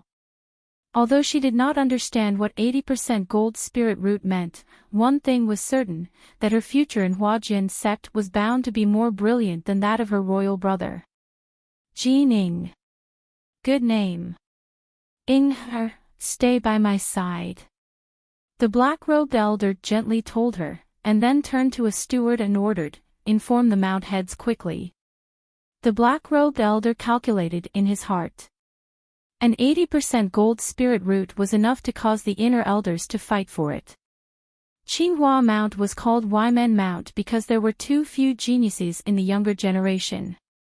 Decades ago, Weimen Mount belonged to Li Guang's Fujian Mount. But unexpectedly, the old guy was so lucky that he received a child with immortal latency with acquired body of sword. Now the disciple had entered Yushu's sect and was not in Huajian's sect, but as long as the person was still alive, Fujian Mount would not fall into Weimen Mount. This experience naturally made the mount heads of Huajian's sect begin to pay attention to the children with immortal latency. As long as there was a good seedling among the children, it would inevitably cause a fierce competition. At the same time as the black-robed elder gave the order, several disciples of Weimen branch who were watching from the periphery also quietly retreated, and it seemed that they left for the other 2 mount gates. Okay, continue the test. The black-robed elder calmed down and finally remembered that the spirit test had just begun, so he began to restore the order. However, elite disciples like Jincheng royal family were rare after all. Then dozens of children's palms pressed on the testing stone, but there was no reaction at all. Without the spiritual root, there were only 2 ways out. One was to continue to stay in Weimen Mount as a handyman disciple to seek a glimmer of immortal latency. The other was to go down the mountain and go home to be an honest mortal. But if they didn't know, it would be fine. These children had come to Huajian sect, a land of immortals, and saw the flying immortals. How could they be willing to go back to the original place and continue to live their lives facing the yellow soil? Therefore, all the children who had not been tested with the spiritual root chose to start as a handyman disciple on Qinghua Mount, just like Huang in the past. They still had a glimmer of luck in their hearts. The black-robed elder was disappointed again and again, and soon gave up the idea of testing in person. He asked the steward to take over, and he sat aside with Jining to get closer to them. Jin Wei, who stood alone on the side, was very embarrassed. Who could have thought that his sister, whom he brought as a concubine casually, had a better talent than him? When he thought that he could not have Jining as his own in the future, and it was very likely that he would have to compete with others for Jin Ying's heart, he felt sick in his heart. In the blink of an eye, the test team had gone halfway. Suli suddenly raised her head to look at the sky, and then quickly lowered her head. No one saw this scene except Yang Chuanbua, who had been paying attention to her. He looked up at the blue sky and was about to ask Suli what she was looking at. Suddenly, whoosh! Whoosh! Gusts of violent wind blew from the sky, and the team of children suddenly swayed. Yang Chuanbua was the first to bear the brunt of the wind. He was blown to tears and couldn't open his eyes. After the wind dissipated, 3 figures suddenly appeared in the field. When the black-robed elder saw them, he complained in his heart. Why did these 3 come together? While thinking, he quickly stepped forward and saluted, Senior Fellow Apprentice Li, Senior Sister Apprentice Wang, Mount Head. The middle-aged Taoist, who stood on the leftmost and was called Mount Head by the elder, snorted when he heard the words. Only when he saw the little girl, Jining, who was held by him, did he look better. He turned to the other 2 and said, Junior Fellow Apprentices and Junior Sister Apprentices, it's not easy for Qinghua Mount to have such an outstanding talent. Don't compete with me, okay? The middle-aged Taoist was Yuan Shu, the Mount Head of Qinghua Mount. Among the other 2, the thin one in a black robe and carrying a long sword was Han Feng's master, the Mount Head of Fu Zhenfeng, who discovered the genius with acquired body of sword. Li Guang. And the other female practitioner in a light black dress was Wang Yu, the Mount Head of Danxia Mount. Wang Yu looked at Jining, who was as beautiful as a porcelain doll, with a smile and retorted, Senior Fellow Apprentice, you are wrong. Jining is a girl, and it's a little inconvenient for her to follow you. Besides, there are few female disciples on Qinghua Mount. If she doesn't come to Danxia Mount, she will be ruined by you. If you really want this girl, you'd better take her back. I will teach her personally and cultivate her to be a talent. Yuan Shu scolded her for being cunning in his heart, but he still smiled and shook his head, impossible. There are many female disciples on Qinghua Mount, and male disciples can also thrive. Junior Sister Apprentice, don't talk about the difference between men and women. At worst, I will throw away my dignity and send her to the main peak. The smile on Wang Yu's face immediately disappeared. This old fox really refused to suffer losses, but she was not so easily persuaded. She turned to look at Jining, who looked innocent. I think it's up to this girl to decide which peak to go to. What do you think, Senior Fellow Apprentice? Yuan Shu was slightly stunned and didn't know what Wang Yu was planning. But when he thought that his junior fellow apprentice and Jining had been intimate for a long time, he was about to agree. At this moment, the steward suddenly exclaimed. The spiritual testing stone suddenly emitted a very strong blue light, which was even more intense than Jin Ying's. Everyone's attention was attracted, and then their eyes fell on Yang Chuanbua, who was standing beside the stone tablet and at a loss. A complete spiritual root. The 3 Mount Heads reacted and were overjoyed. They flashed to Yang Chuanbua's side. What's your name? Li Guang restrained his temper and squeezed out a gentle smile on his face, which had never been smiling. Han Feng, who came with Li Guang, saw this scene and hurriedly stepped forward, saying, "Master, his name is Yang Chuanbua, and I brought him up the mountain." Yang Chuanbua, a young man born in a barbarian land, had a complete water spiritual root. Han Feng was pleasantly surprised. This was a complete surprise. In this way, he would definitely get a large reward from his master, and he would also form a good relationship with Yang Chuanbua. "My name is Han Feng, and you have to call me first senior fellow apprentice in the future." Looking at Yang Chuanbua, who was confused, the young man said his name with a smile, but he didn't even look at Su Li, who was favored by him before. "Yang, would you like to practice with me?" Li Guang couldn't wait to ask. Yuan Shu and Wang Yu changed their expressions and immediately stepped forward to stop him, junior fellow apprentice. Chapter 333. For a time, the three high-ranking practitioners of Jindan realm argued endlessly for Yang Chuanbua in front of many disciples. It seemed that they would not stop for an hour. The steward of Ymen branch and the disciples of each peak all showed envy or jealousy. Unsurprisingly, the most dazzling one among this group of children with immortal latency was Yang Chuanbua. At least in 10 years, Yang Chuanbua would receive the highest level of training in the sect. Maybe it would not take 10 years for him to cross Lianqi realm from immortal and step into Zhuji realm in one fell swoop.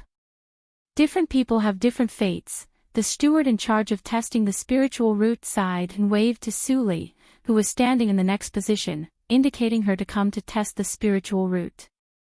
Su Li withdrew her gaze from Yang Chuanbua and calmed herself down. Then she walked to the testing stone.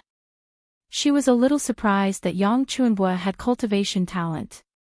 However, when she thought that Yang Chuanbua could pick up the parts of the reincarnation mirror in the Taishui River, which was almost dried up, Su Li felt that everything was reasonable. Yang Chuanbua's cultivation luck seemed to be very good. While thinking, the steward had asked her to put her little hand on the testing stone. As soon as she touched it, a cold breath immediately penetrated into her body from Su Li's palm. It traveled in the meridians and pubic region, looking for the spiritual root that resonated with it. Su Li's eyes narrowed slightly. She separated a wisp of her spiritual power and condensed it into a silk thread. Then she split it into 1/10 of the thickness. After hesitating for a moment, she separated 1/10 of the silk thread and collided with that wisp of breath. The steward stared at the testing stone. Seeing that there was no response for a long time, he was about to impatiently drive Su Li to the side that failed. Suddenly, a red halo burst out of the testing stone. Although it was not a complete spiritual root, judging from the brightness, it had clearly surpassed 60% spiritual root and reached 70%. The quality of children with immortal latency this year seemed to be surprisingly high.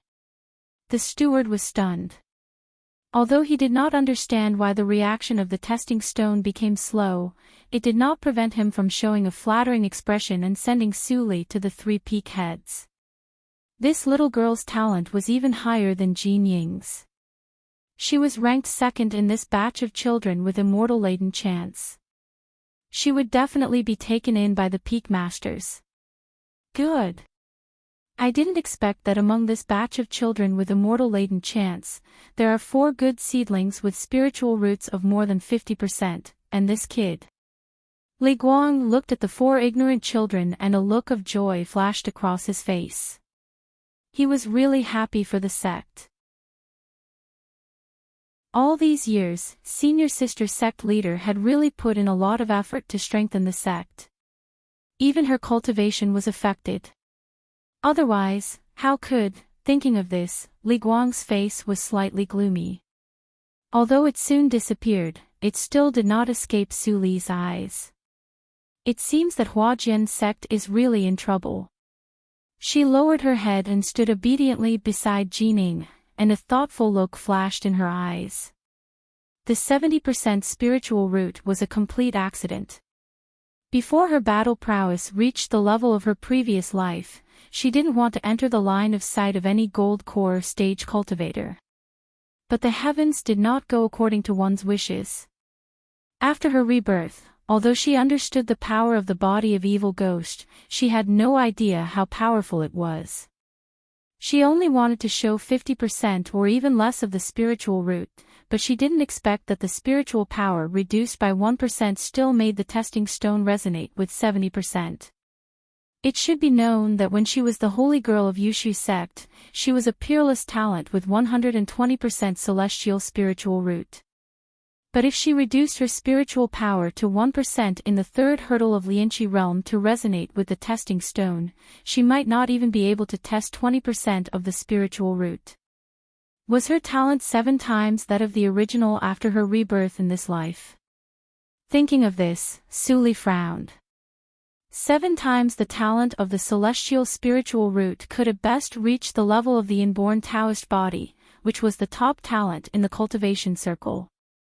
However, the inborn Taoist body would not be regarded as a thorn by natural law. If the body of evil ghost was at the same level as the inborn Taoist body, then she would suffer a great loss.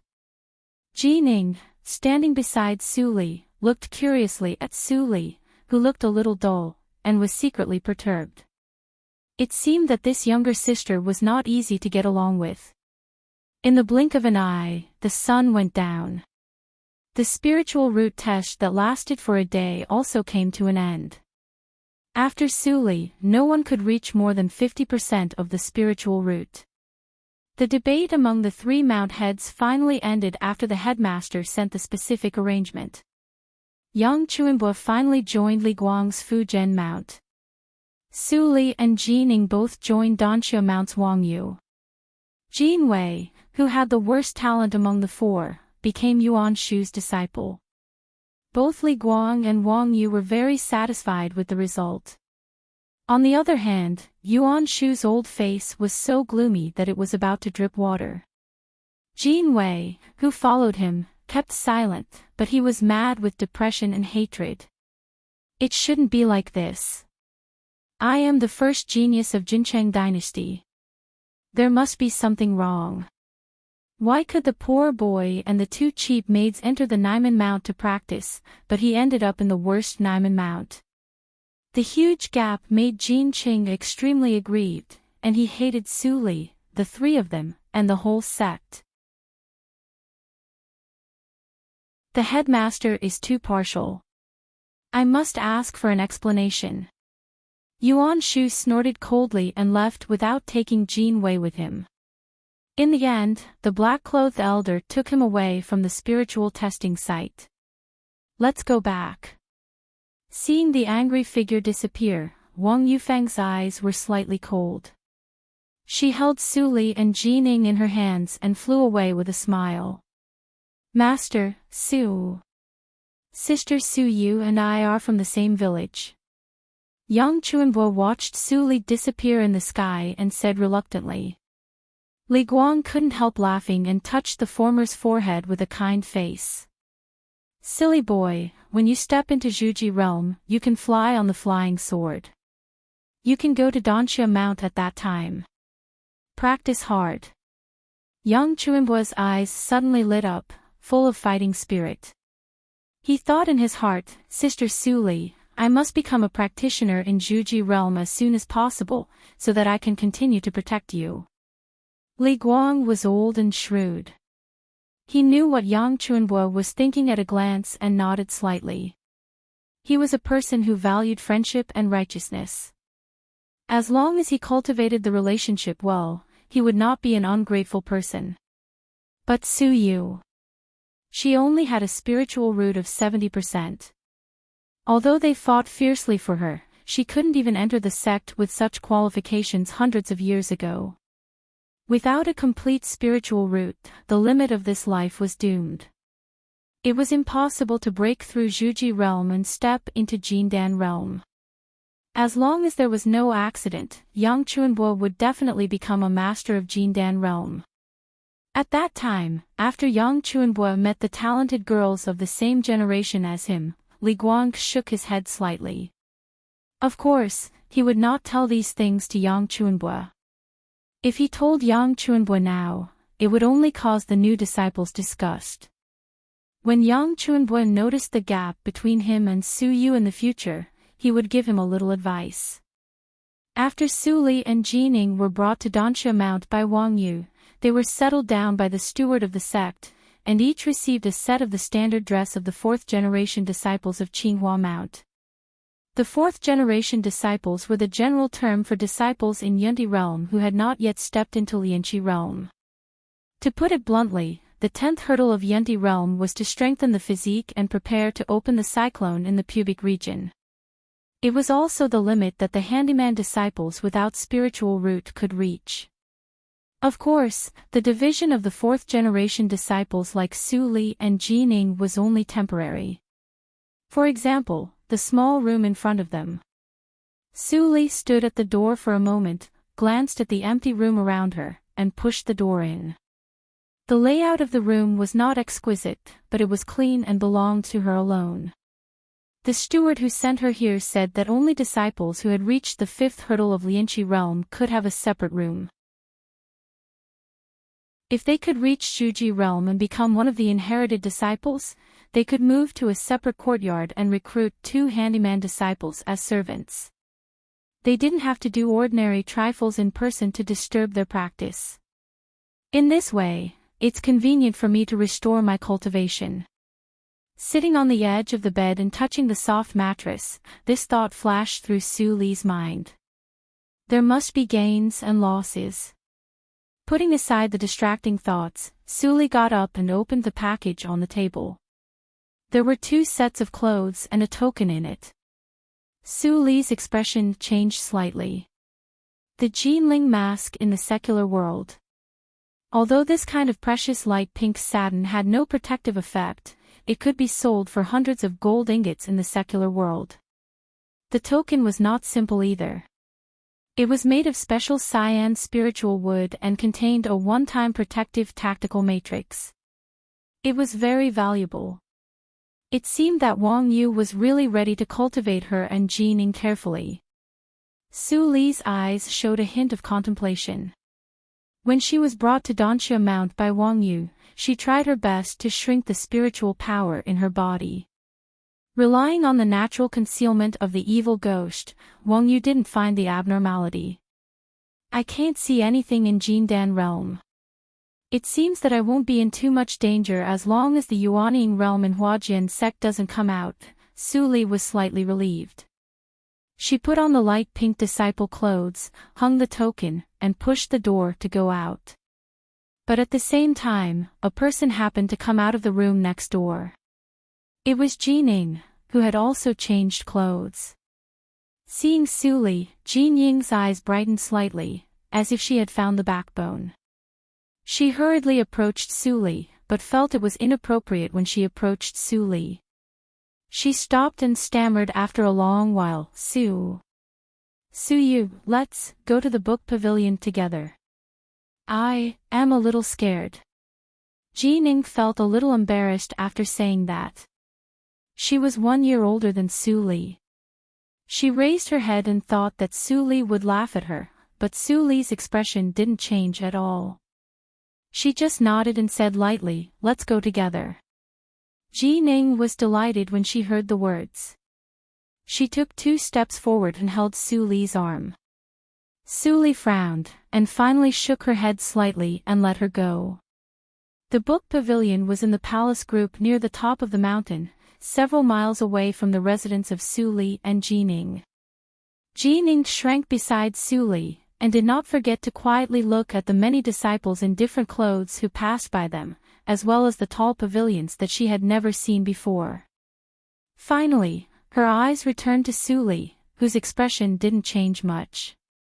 Although she felt that Su Li was born indifferent, it still made her feel safe. It seemed that as long as she was on Su Li's side, nothing would happen even if the sky fell down. More than an hour later, the 2 finally came to the book pavilion. Jining was panting. Although Suli didn't consume much energy, she still needed to pretend.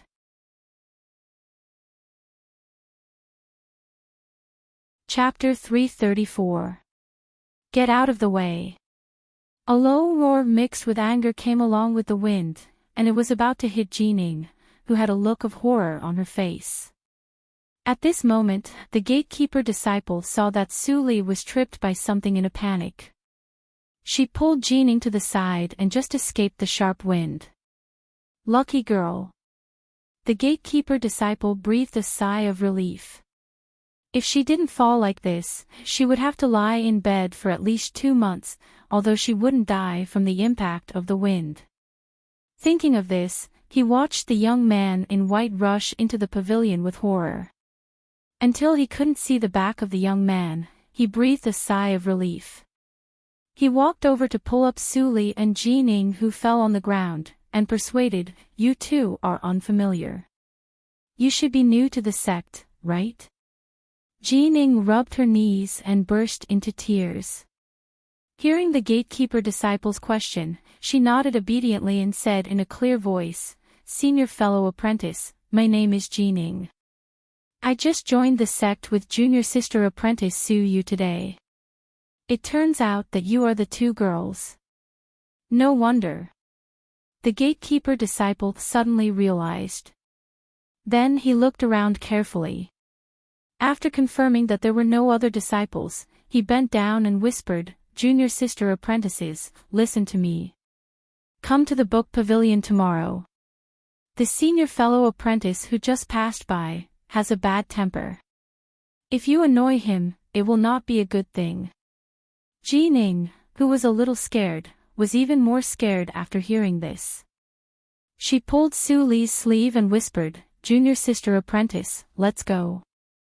The disciple guarding the door was confused. Why was it that out of these 2 girls, the younger junior sister was the one making the decisions? Suli was not interested in the practice methods in the book pavilion. She came here just to know what happened in Qingshui's circle in the past 1,000 years. This matter was not urgent, and the book pavilion could not fly. It was the same to come back after she practiced for 2 days. "Let's go." After Suli said this, she inadvertently glanced at the position of the windowsill on the 2nd floor of the book pavilion, and then turned to leave. Jining quickly followed her. When they walked far away, the disciple guarding the door put away the friendliness on his face and breathed a sigh of relief. Fortunately, with the help of senior brother Deng, the task assigned by senior sister was finally completed. At the same time, the white-clothed young man standing by the window-sill on the 2nd floor couldn't help but sneer when he saw this scene, and he muttered to himself in a low voice, "So it's because of these 2 little girls. Junior sister you're really becoming more and more backward as you live. You even dare to do such a despicable thing. Fine. That way, I won't have to worry too much about competing for rankings in the future." With this thought in mind, the white-clothed young man withdrew his gaze. Suddenly, his eyebrows knitted together. Just now, one of the 2 little girls with a lotus mark on her face seemed to have glanced in his direction. Could it be that she had sensed him? Impossible. The white-robed young man shook his head, wondering why he would have such a strange thought. Could it be that talking to junior sister Yu would make one stupid? When they returned to their residence, it was almost noon. Jining touched her shriveled belly with a look of grievance. She whispered, "Junior sister apprentice Su, what should we do? Yesterday, the steward clearly asked us to go to the book pavilion to copy the mental methods of Yunti realm, but I didn't expect." Suli glanced at her and shook her head, "We'll go tomorrow. You go to eat first." Jining nodded and was thinking about what to eat with Suli. Suddenly, she saw that Suli turned around and walked through her room. She couldn't help but ask in confusion, "Junior sister apprentice Su, where are you going?" Suli paused slightly and said without looking back, "I'm not hungry. You go alone." After that, before Jining could say anything, she had entered the room and closed the door, leaving Jeaning standing alone outside and at a loss. Back in the room, Sully walked to the futon and sat down. She breathed a long sigh of relief. Wang Yu had been on the mountain last night. For the sake of safety, she didn't practice. Until she sensed that Wang Yu had left this morning and dealt with the matter of the book pavilion, she had time to restore her cultivation. Sully lifted her sleeve and glanced at the seemingly ordinary quaint ring on her wrist. As my cultivation improves, the effect of reincarnation mirror to shield the mysteries of heaven is getting worse and worse. It seems that I have to arrange the tactical matrix for deception as soon as possible. Thinking of this, Sully frowned. Setting up the tactical matrix was not a long-term solution. She couldn't stay in a fixed place all the time. She must find a magic weapon to shield the mysteries of heaven and carry it with her at all times in order to be at ease. But the magic weapon to shield the mysteries of heaven was so precious that it couldn't be bought in the cultivation market. The only feasible way in front of her now was to repair the ring of reincarnation mirror and improve its ability to shield the mysteries of heaven. My cultivation is not even enough to arrange the tactical matrix for deception, let alone reincarnation mirror. Sully smiled bitterly, shook her head to get rid of the distractions, and entered the state of meditation. To arrange the tactical matrix for deception, ordinary practitioners could barely arrange it at least at the 7th hurdle of Lianqi realm. Even with her tactical matrix realm, she needed to reach the 5th hurdle of Lianqi realm. Now her cultivation was at the peak of the 3rd hurdle of Lianqi realm, 2 hurdles away. While Wang Yu was not in Dansha Mount, she needed to seize every minute and second, and she didn't bother to think about other trivial things. After a long time, Sully, who was sitting on the bed, burst out the momentum of the 4th hurdle of Lianqi realm. The black spiritual power that escaped was all retracted into her body in less than 3 breaths, and the room became calm again. After a few breaths, Sully's long eyelashes fluttered, and she opened her eyes. Finally, I broke through to the 4th hurdle of Lianqi realm. The speed is faster than I expected. At this speed, I can make another breakthrough and reach the 5th hurdle in 10 days. Murmuring, Sully pinched her fingers and found that only half a day had passed. She looked at the dark night outside and pondered for a moment. Suddenly, she pinched a strange black mark with one hand and spread it all over her body from her fingers, completely sealing the pneuma that had been restrained to the extreme to prevent the leakage of the pneuma that had just broken through from causing trouble. After doing this, Sully jumped out of bed and put on her clothes. She pushed the door open and was about to go out to inquire about the news. Suddenly, she saw Jeaning squatting on the wall beside the door and sleeping. She frowned. Why did Jeaning sleep in front of her door instead of her own room? Jeaning hadn't started practicing yet, so Sully didn't worry that the movement in the room would be noticed by the woman. But the woman's character was too weak. If she didn't change her character, she would die on the road of cultivation sooner or later. But what did the life and death of others have to do with her? Sully's eyes were indifferent. The warm-hearted people had already died in the cultivation circle. Perhaps the sound of opening the door was a little loud, and Jeaning was woken up. She rubbed her sleepy eyes and looked up to see Sully. She immediately stood up in a panic and waved her hand. I didn't mean to sleep here, I just... Before she finished her words, Jeaning's stomach growled untimely, which was heard by Sully. Her face suddenly turned red, and tears appeared in the corners of her eyes. Jeaning, you are so useless. You don't even dare to go to the dining room alone. It's better to starve to death. Jeaning thought in despair.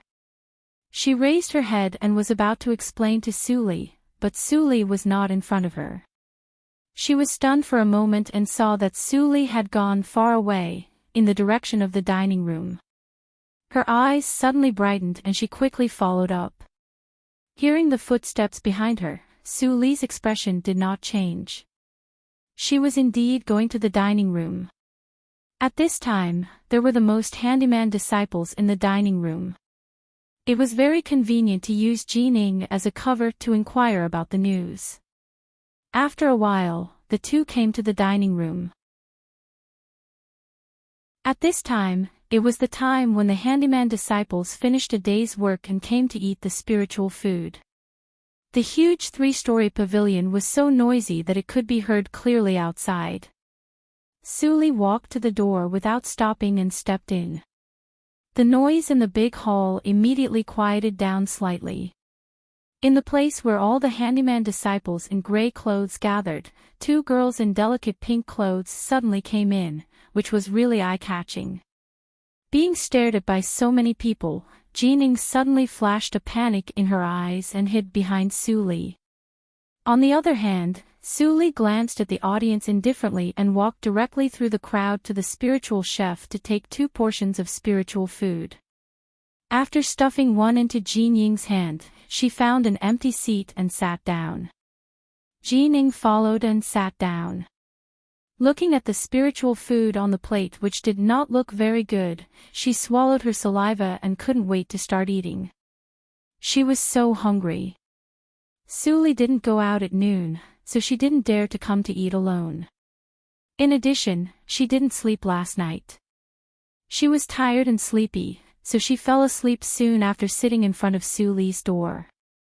After others saw the two sitting down to eat, the noise in the hall became noisy again, but it was much smaller than before. Many handyman disciples looked at Suli and Jining with respect and desire in their eyes. Anyone who stayed in Danxia Mount for more than 10 years knew what pink clothes meant. The boy who was valued by the Mount head must have a good cultivation talent. In a few years, these 2 girls would become disciples of the Naiman branch, or even inherited disciples. If they could build a good relationship with them, they might be able to make a meteoric rise and become their servants after they became inherited disciples. The status and power of the servants of inherited disciples of the Naiman branch were terrifying. Even ordinary disciples of the Naiman branch were not willing to offend them. Suli picked up a plump, round, soybean-sized rice grain and put it into her mouth. A fragrance with sweetness spread in her mouth. She hadn't eaten spiritual grain for a long time. Thinking of the time when she practiced in Yushu sect, Suli was slightly nostalgic, but Jining was eating spiritual grain and didn't see it. Junior sister apprentice Su, what kind of rice is this? It's so delicious. I have never eaten such delicious rice. Jin Ying's eyes were bright. She said vaguely while eating. Suddenly there was a sneer from the next table, you don't even know spiritual grain. I really don't know how you got into Danxia Mount. Hearing such sarcasm, Jin Ying's face turned pale. She looked at Suli with embarrassment and a little guilt in her eyes. If she didn't follow them to eat, junior sister apprentice Suyu wouldn't be laughed at.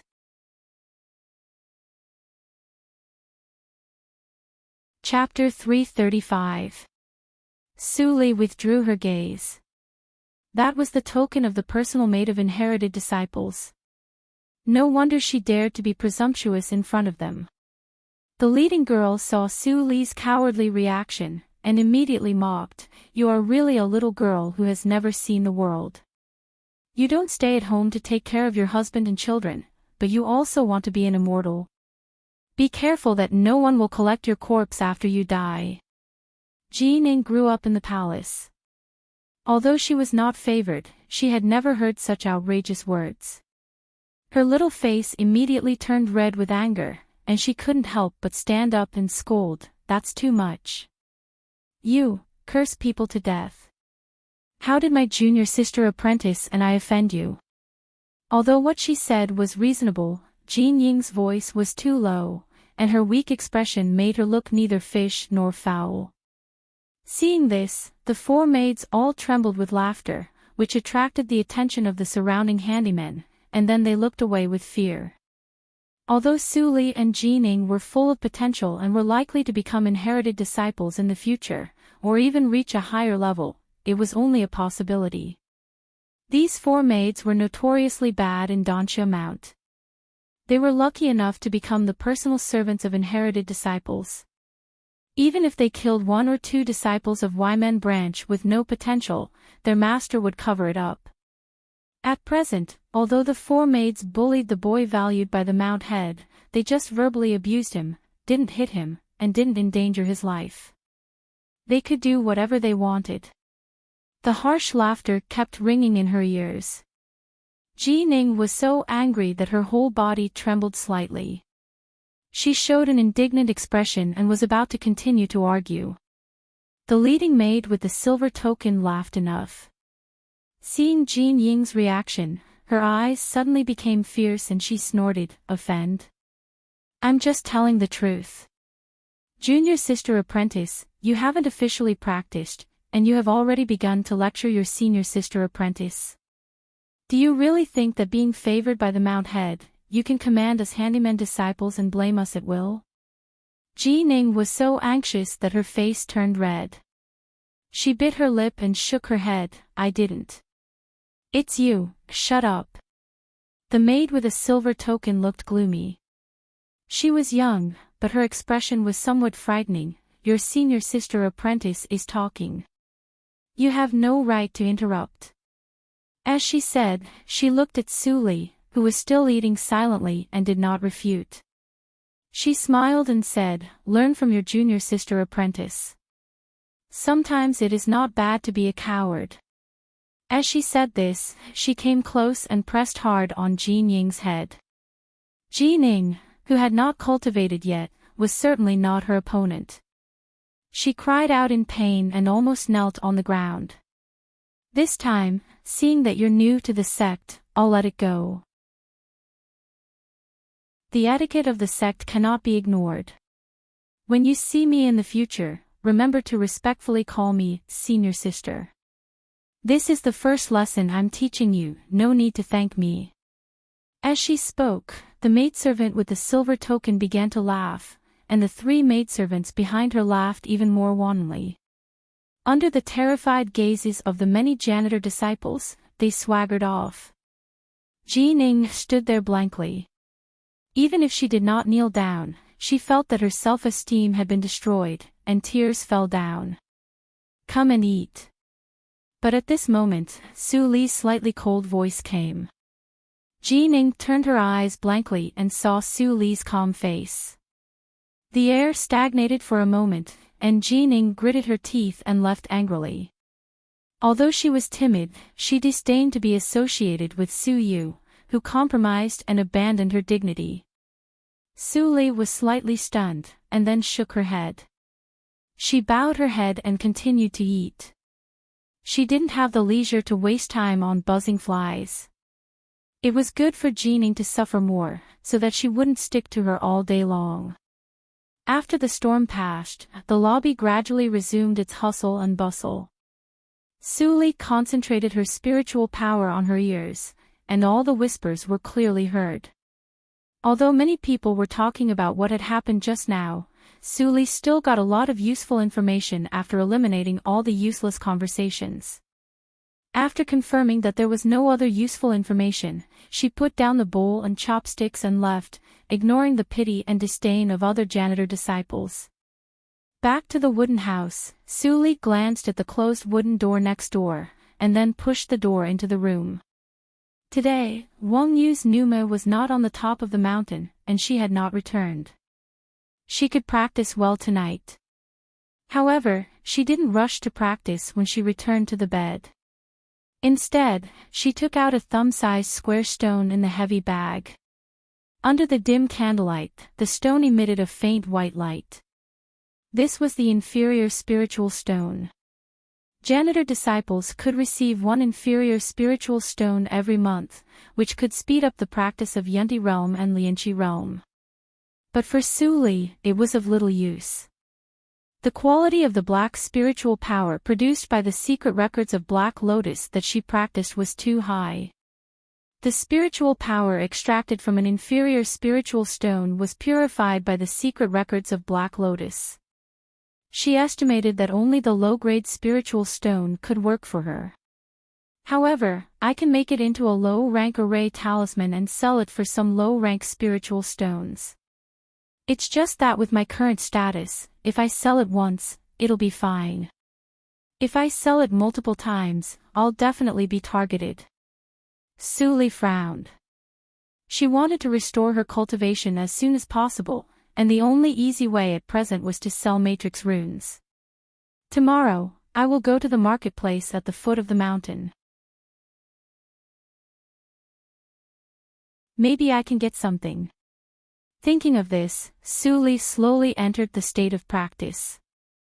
She, who was focused on restoring her cultivation, seemed to completely forget one thing. Before dawn the next day, Suli finished her practice. She put on the gray robe worn by ordinary janitors and went down the mountain.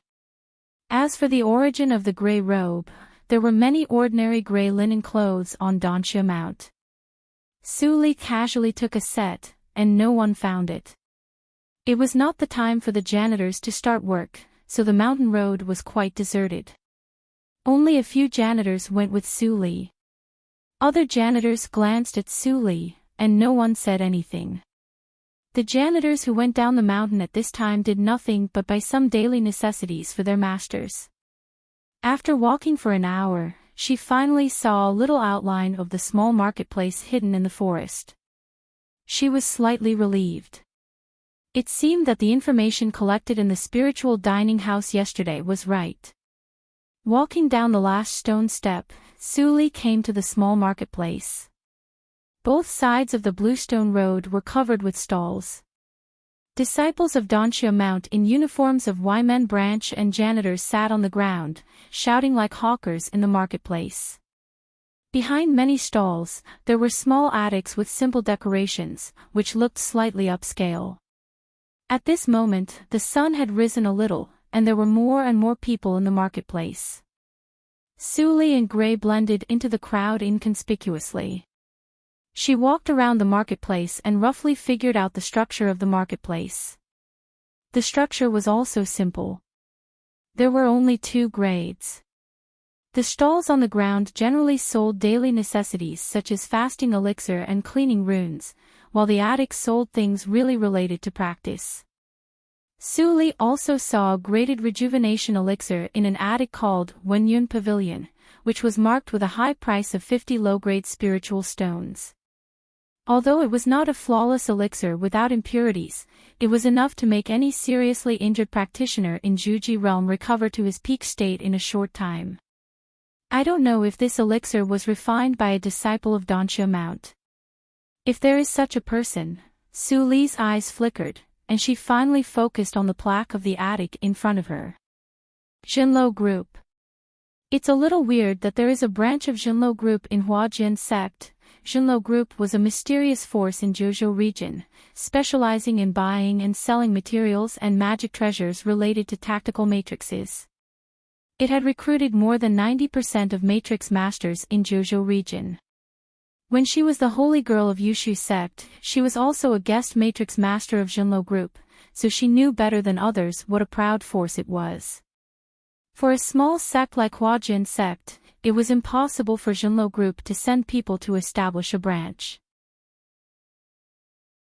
But now, an attic, which was obviously a branch of Jinlo Group, was in front of her, which made Suli feel suspicious. Is it related to the tactical matrix I arranged? Thinking of the strangeness she noticed when she entered the sect, Suli's immature face flashed with a trace of strange contemplation. Then she walked into the building with a large group of handyman disciples. The familiar smell of matrix materials poured into her nostrils. Suli was refreshed and looked in the direction of the source of the smell. Sure enough, in a room with transparent walls, a matrix master was inscribing matrix patterns on a piece of low-grade spiritual stone. Judging from his technique, he should be a first-grade matrix master, which corresponded to Lianqi realm. The things he refined could only be bought by people in Lianqi realm. Many Ymen branch disciples of Donshia Mount stood outside the wall and watched, full of envy. It's so easy for matrix masters to earn spiritual stones, unlike us who take on the sex tasks and work hard to get such a little reward. Matrix masters are scarce, so they are naturally distinguished. You should be satisfied that you can be reborn from a mortal and step into Lianqi realm. Skipping the whispers of the crowd, Su Li came to rows of transparent cabinets, where various grades of matrix runes and more advanced matrix compasses were placed. Su Li soon found the yellow matrix rune she wanted to refine and sell, one for 10 pieces of low-grade spiritual stones. Earth-based rune was a kind of matrix rune with extremely powerful defensive ability. Although it was expensive, as long as a practitioner in Lianqi realm who had adventured outside and had a decent family background, he must have a life-saving magic treasure with him. In addition, Su Li turned her head and her eyes fell on another smaller cyan matrix rune, one for 15 pieces of low-grade spiritual stones. Agility rune could add the power of wind to herself, and it was a perfect match for escaping with earth-based rune. Su Li's eyes showed a look of contemplation.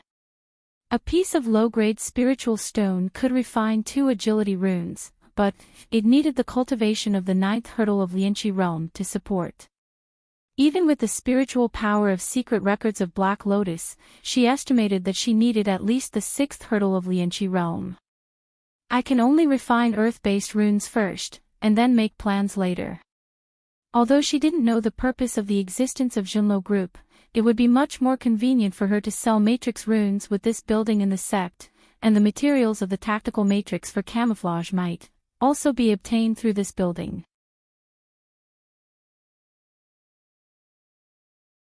Chapter 336. Back to her residence, Su Li didn't see Jining again as she expected. She closed the wooden door and sat back on the bed. She took out the inferior spiritual stone and drew a straight line on the surface of the spiritual stone with a sharp silver light on her fingertips without any preparation. Clatter! The square stone was evenly split into 2 triangular stones. If they were weighed, it would be found that the difference in weight between the 2 stones would be no more than 1 yuan. Su Li picked up a triangular inferior spiritual stone, closed her eyes and thought for a moment. Then she murmured in a low voice. The earth nimbus floating in the nothingness slowly condensed on her fingertips, showing a little earthy halo. Sensing the rapid consumption of the spiritual power in her body, Su Li didn't dare to waste time and quickly carved on the surface of the spiritual stone. Her speed was many times faster than that of the first-grade matrix master who was admired and envied by others during the day. After a few dozen breaths, the surface of the triangular inferior spiritual stone suddenly burst into a dazzling yellow light.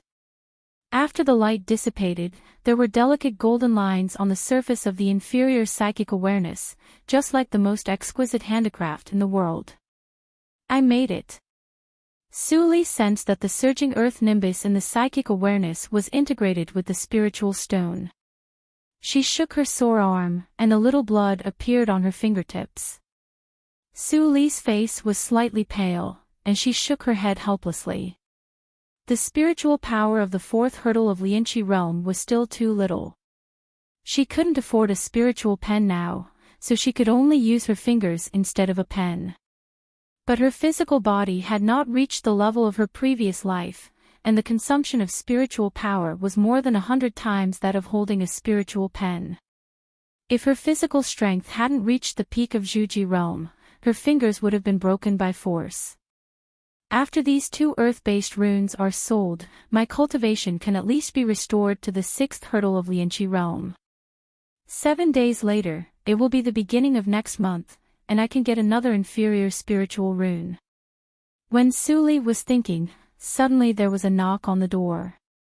She knew who was standing in front of the door without the psychic awareness. Su Li hid the things on the bed, hid her injured hand behind her, and got up to open the door. Jining, who wanted to continue to knock on the door, immediately took a step back like a frightened rabbit. Then she reacted, forced a straight face, and said coldly, I'm not doing this for you. I'm just here to remind you. Don't forget that in a few days, Master will test our cultivation progress. Now 2 days have passed, and we haven't even gotten the mental cultivation method of Yundi realm. You tell me, what should we do? Suli was stunned. Seeing her expression, Jining immediately felt dizzy and asked helplessly, You don't really forget it, do you? Suli pursed her lips and nodded slightly. How could she care about such a trifle? Jining was speechless for a while. Now she finally knew why Suli's performance was good or bad. Suli could forget the important things related to her own fate. So, she was a fool. He didn't know what fear was, much less what humiliation was. It was no wonder that he didn't react at all when he was scolded by those 4 bad sisters. Did he misunderstand her? Jin Ying's imagination ran wild, and Suli gradually frowned. Anything else? Jin Ying was confused by Suli's question. She was so depressed that she wanted to spit out a mouthful of blood, but she couldn't help but tell Suli what happened during the day. Today, I went to the book pavilion alone. Thinking of the first time she begged Suli to go to the book pavilion with her, Jin Ying blushed. She immediately thought of something and said angrily, Suli, we are in trouble this time. Someone deliberately prevented us from getting the mental method of Yundi realm. They simply wanted us to lose face in front of the master. Suli raised her eyebrows, and the figure of the young man in white flashed in her mind. I went to the book pavilion today and saw the grumpy senior fellow apprentice again. But this time, I didn't listen to the advice of the gatekeeper disciple and entered the book pavilion. I thought I could get the mental method in this way, but the 4 bad sisters were also in the pavilion. Jin Ying's eyes turned red, and she didn't say anything. It was not difficult for Suli to guess how the 4 maids with silver tokens bullied her. Naturally, she couldn't get the mental method. I see. After a moment of silence, Suli simply replied and was about to close the door. Jin Ying's face was full of astonishment. She hurriedly stopped Suli and said anxiously, Junior Sister Apprentice Su, are you really stupid or pretending to be stupid? Now we are in the same situation. If we don't get the mental method to practice, we will be in trouble when the master asks about it. Tomorrow, you go to the book pavilion with me. Maybe we. Suli shook her head before she finished her words, I have something to do tomorrow. Let's go the day after tomorrow. After that, she didn't listen to Jin Ying's nonsense and forcibly closed the door. Jin Ying stared at the bare door blankly for a long time before she came to her senses. She was so angry that she stamped her feet and couldn't help but scold, Coward. Those senior sisters are right. Su you are a coward. When I get the mental method, I won't give it to you. Just wait for the master's scolding. As she said that, she kicked the door heavily. A sharp pain came from the tip of her foot. She sucked in a breath of cold air and looked at the silent night outside. She bit her lip for a while, feeling wronged, and finally limped back to her room. In the room, Suli exhaled and held the second rune that emitted a faint golden light in her hand. She was concentrating on drawing runes just now, so she naturally didn't hear Jin Ying's cry. Early the next morning, Jin Ying still had a trace of fluke in her heart. She came to Suli's door, but no one opened the door after knocking for a long time. She finally couldn't stand it anymore. The grievances accumulated in the past 2 days burst out like a flood. She squatted in front of Suli's door and cried. After an hour, Jin Ying stopped crying. Looking at the still silent wooden door, she showed a touch of stubbornness in her eyes. She wiped away her tears and got up to leave, heading for the book pavilion. At the same time, Suli, who had been wandering in the marketplace for a long time, finally stepped into the Jinlo group. She trotted all the way to the empty window for purchasing materials related to the tactical matrix, took out an earth rune, and said crisply with a pure luster in her eyes, Lord, my master asked me to sell something. The old man sitting behind the window saw that the person who came was a little girl full of spirit. Although she was dressed in the clothes of a servant, the old man couldn't help but show a kind expression on his face because of the spirit and elegance she exuded. Everyone has a love for beauty. In the cultivation circle, good-looking people would also receive a lot of preferential treatment, which was an eternal truth. Well, let me see what your master is selling. The old man reached out to take the earth rune, and couldn't help but chuckle after scanning it with his psychic awareness. It turns out to be an ordinary earth rune.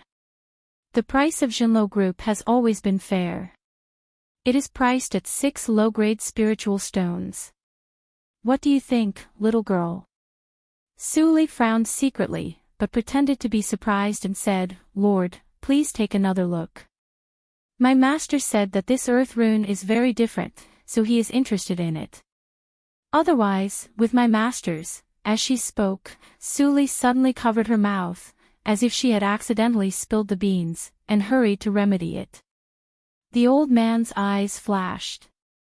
It seemed that the master of this little girl was at least a top-ranking inherited disciple in Huajian sect. How could he be interested in the first-grade earth rune? Thinking of this, he couldn't help but look more serious, and observed the triangular matrix rune in his hand more carefully. The foundation of Jinlo Group was profound, and the elder was well informed.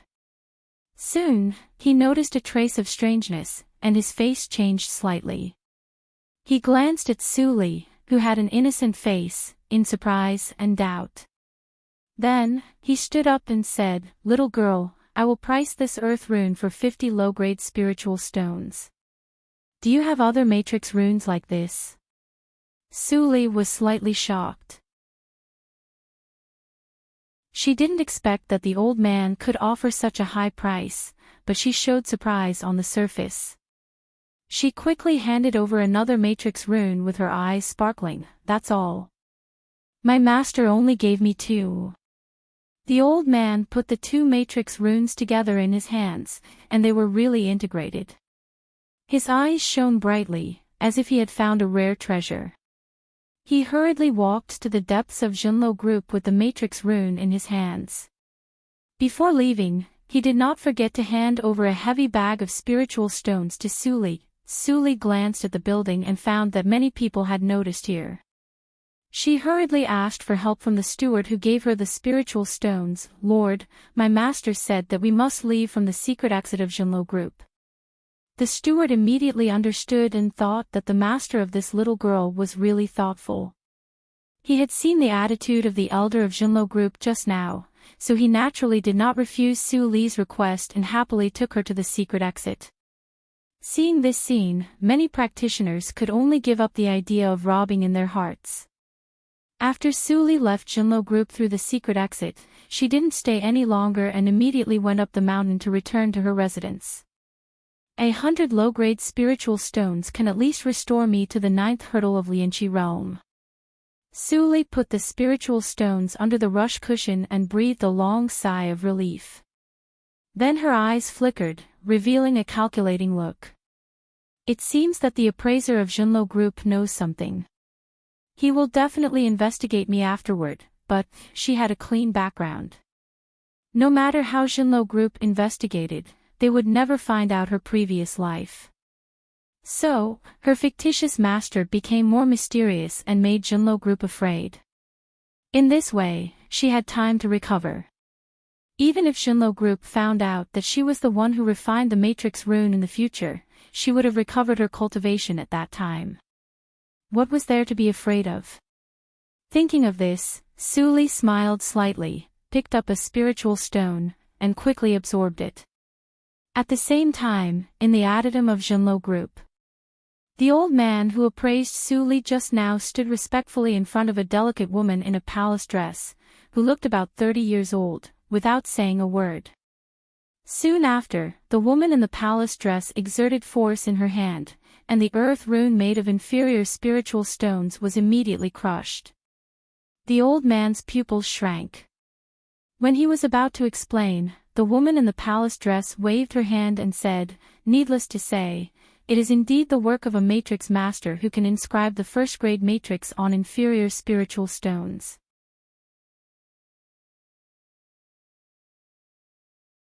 Chapter 337. When the old man heard what the woman said, his expression changed slightly, and he said nervously, "After all, the big mountain protecting tactical matrix of Huajian's sect is left by that person. If it is really controlled by a tactical matrix master, it is too dangerous for you to stay here. You'd better go back. Calm down, Mr. Wang." The woman in the palace dress patted the powder in her hands and said with a smile, "Let's not talk about whether this is true or not. Even if Huayan really invites a tactical matrix master, she will not have the courage to open the third layer of this tactical matrix. The price is too low for her." Although the old man called Mr. Wang felt it was inappropriate, he could only nod. The woman in the palace dress held the remaining rune in her hand. After a moment of silence, she suddenly sneered, "I am determined to get the star-stacked tactical matrix. If Huayan is sensible, I don't mind exchanging with other tactical matrices. But if she is not sensible, I, Su Zini, am not to be trifled with." Mr. Wang looked slightly serious and whispered, "Miss, we don't have much time. If Shunlo Group realizes it, I know." Su Zini's eyes flickered. "Within a month, star-stacked tactical matrix will fall into my hands. When I get the inheritance of that place with this tactical matrix, I will surpass Su Zipei soon. Miss is wise." Mr. Wang flattered, and then frowned and asked, "The girl who sent the rune is a clue. Why don't we follow the clues?" "No." Su Zini rejected without hesitation, "It is a critical period now. Don't make trouble. It is not good for us to anger the tactical matrix master." Mr. Wang felt it was very reasonable, and immediately gave up the idea of investigating Su Li. 5 days passed in the blink of an eye. During these 5 days, the door of Su Li's room had never been opened. During this period, Jining came to find her, but she had to leave when no one opened the door. On the 6th day, when the first ray of light from the east shone on the wooden door, the girl in the room, who was like an old monk in meditation, finally moved slightly. She shook off the gray stone powder and opened her eyes. At this moment, strands of black lines suddenly condensed in her eyes that were as clear as the sky, transforming into a lifelike lotus that swayed in the void for a moment before dispersing with a loud bang. Su Li exhaled a long breath and waved her hand to set off a gust of wind, sweeping away the accumulated stone powder on the rush cushion. She looked at the dark spiritual lake in her pubic region, which had occupied 70% of the entire pubic region. Level 7 of Qi Disciple? Su Li frowned slightly and picked up the remaining 7 low-grade spiritual stones on the edge of the rush cushion. A full 93 low-grade spirit stones only let her advance from the 4th level of Qi cultivating to the 3rd level of Qi cultivating? Too slow. This kind of progress was far lower than her expectation. The unexpected joy of selling 2 earth-based talismans at a high price also faded in her heart.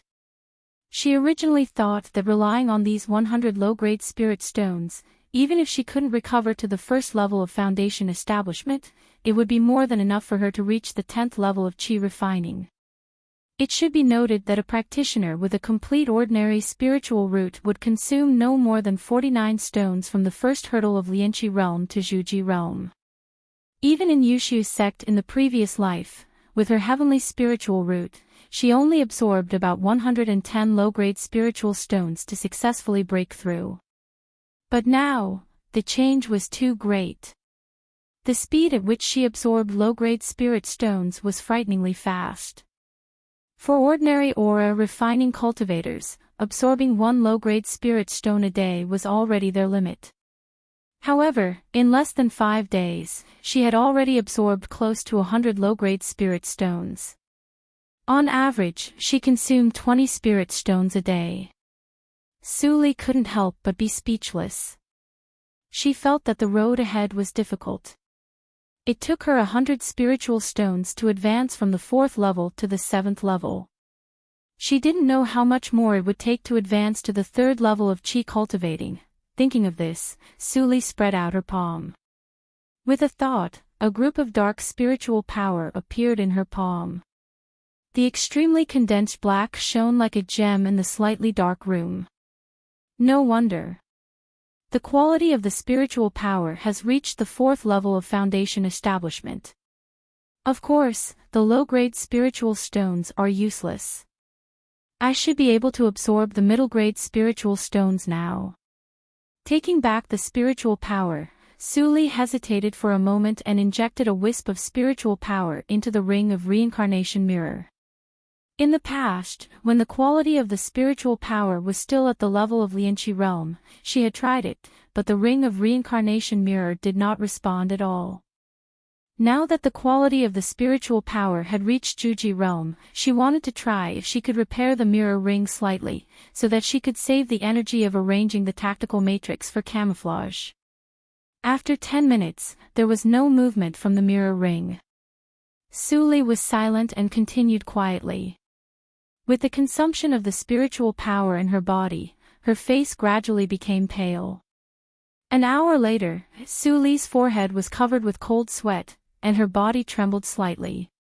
The spiritual power in her body had been squeezed to the last drop. But at this moment, her eyes were as bright as day.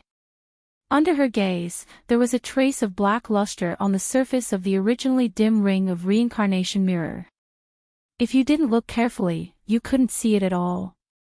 A faint suction came from the mirror ring. Suli's eyes were slightly fierce. She grabbed the remaining low-grade spiritual stones with one hand, and the latter turned into powder in the blink of an eye. All the spiritual power flowed into the mirror ring through Suli's body, and the spiritual power floating in the surrounding nothingness was directly sucked up. Not enough.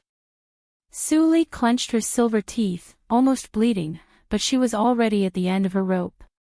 If she continued, it would consume her foundation, which was not worth the loss. Do I really want to waste all my previous efforts? Suli was a little unwilling, but her reason prevailed. She slowly moved her hand away from the mirror ring. Suddenly, the black lotus ring appeared from the ring finger. The black lotus pattern slowly rotated, and an obscure and profound secret method was transmitted into the awareness sea. After understanding the meaning of the secret method, Suli's eyes suddenly condensed. Without saying anything, she slapped the heart with a strange method. The severe pain affected the nerves, and Suli's face immediately turned pale. Then she opened her mouth and spat out a mass of bright red blood. Blood from the heart. It would take at least half a month for her to recover after spitting out the heart blood. Black Lotus Ring, don't let me down. With a gasp, Suli pinched her fingers with difficulty and pinched a gesture with a strange shape beyond the common sense of the human clan.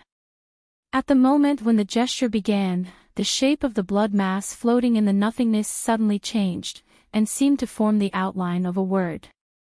Crack, crack, crack, the finger bones constantly made unbearable sounds, and the severe pain made Suli faint. But she understood that if she gave up now, it would really be a heavy loss. She had no way out. Crack. Suli's movements were stiff, and she sweated like rain. Her little finger hung down softly. If it went on like this, she was afraid that before the gesture was completed, her 10 fingers would be broken. She must speed up. But the pain of speeding up would be increased 100 times. A ruthless expression flashed between her eyebrows, and her movements immediately accelerated. The continuous sound of bones cracking sounded like firecrackers. In just a few breaths, the blood mass in the nothingness turned into a word, slave, at a speed visible to the naked eye. The bright red blood suddenly turned dark, just like Suli's black spiritual power. With the last strength, Suli gritted her teeth and sent the blood mass into the ring. Then, regardless of the result, she fainted on the rush cushion. After a long time, Suli frowned and opened her eyes. Thinking of what happened before she fainted, she woke up quickly and sat up directly. Ji-Ning, who was holding the porridge bowl, was startled. Ji-Ning threw the porridge bowl to the bed. Suli subconsciously wanted to catch it, but this movement made her 10 fingers hurt so much that she almost fainted again. Seeing that the porridge was finally spilled on the bed without burning Suli, Ji-Ning breathed a sigh of relief. She quickly took a rag to wipe the bed and whispered, "Don't worry. I didn't tell anyone that you are hiding here. No bad guys will find it." Suli was stunned and didn't know why. Ji-Ning had leaned over and looked at Suli's hand distressingly. She said tearfully, "Those people went too far. They didn't allow us to practice and hurt you like this. Don't worry. When I become stronger in the future, I will definitely avenge you." Hearing Ji-Ning's words, Suli understood that this girl probably blamed her injury on the 4 maids with silver tokens. She looked down and saw that her 10 fingers were well bandaged, and the blood on her body was cleaned up. It was hard to imagine how a princess who grew up in the imperial palace learned these things.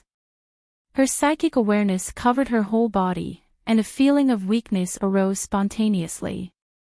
She frowned. The spiritual power lost in the pubic region had not been replenished in time. But when her psychic awareness flowed to her wrist, she couldn't help but smile slightly. The ring of reincarnation mirror had a feeling of being connected with her heart and blood. In this life, she was no longer a puppet in the hands of reincarnation mirror.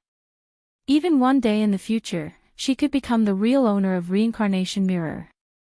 Even if reincarnation mirror became a broken thing now, it still didn't hinder Suli from being happy. One day, she would wake up the mirror spirit. She must get back what happened in the illusion. It was not her style not to take revenge. When she looked up and saw Ji-Ning with a worried face, Suli's cold eyes became a little more gentle. Indeed, Suli never claimed to be a righteous person. For the sake of practice, she did something out of line without any psychological burden. She had always been indifferent to strangers, but once someone got her approval, Ji-Ning was only 15 years old. It was normal for her to be afraid when she entered the sect at a young age, so she was more dependent on Suli. But she was in trouble and didn't want to have cause and effect with others. So, her attitude towards Ji-Ning was naturally very indifferent. But this girl, even if she was rejected by Suli again and again, she still saved Suli without hesitation when she saw Suli sneaking into the room. Maybe it couldn't be called saving, and maybe this way was stupid, but there was no doubt that she had won Suli's favor. She looked up at Ji-Ning with a faint smile and teased, "I remember someone said that she would never talk to me, a coward." Ji-Ning's little face immediately turned red, and she stammered and retorted, You must have heard it wrong. I didn't say that." After saying this, Ji-Ning suddenly froze, and then looked at Suli with great shock. Suli was stunned, and then asked with a smile, "Is there anything on my face?" No. Ji-Ning opened her mouth slightly, and finally confirmed that what she saw in front of her was not an illusion. She said blankly, You actually smiled." After joining the sect for so many days, she had never seen Suli smile, let alone talk to her so gently. You're tuning into the LoveLore Library YouTube channel. We're so grateful for your support, and don't forget to subscribe to join us on this incredible journey through captivating stories.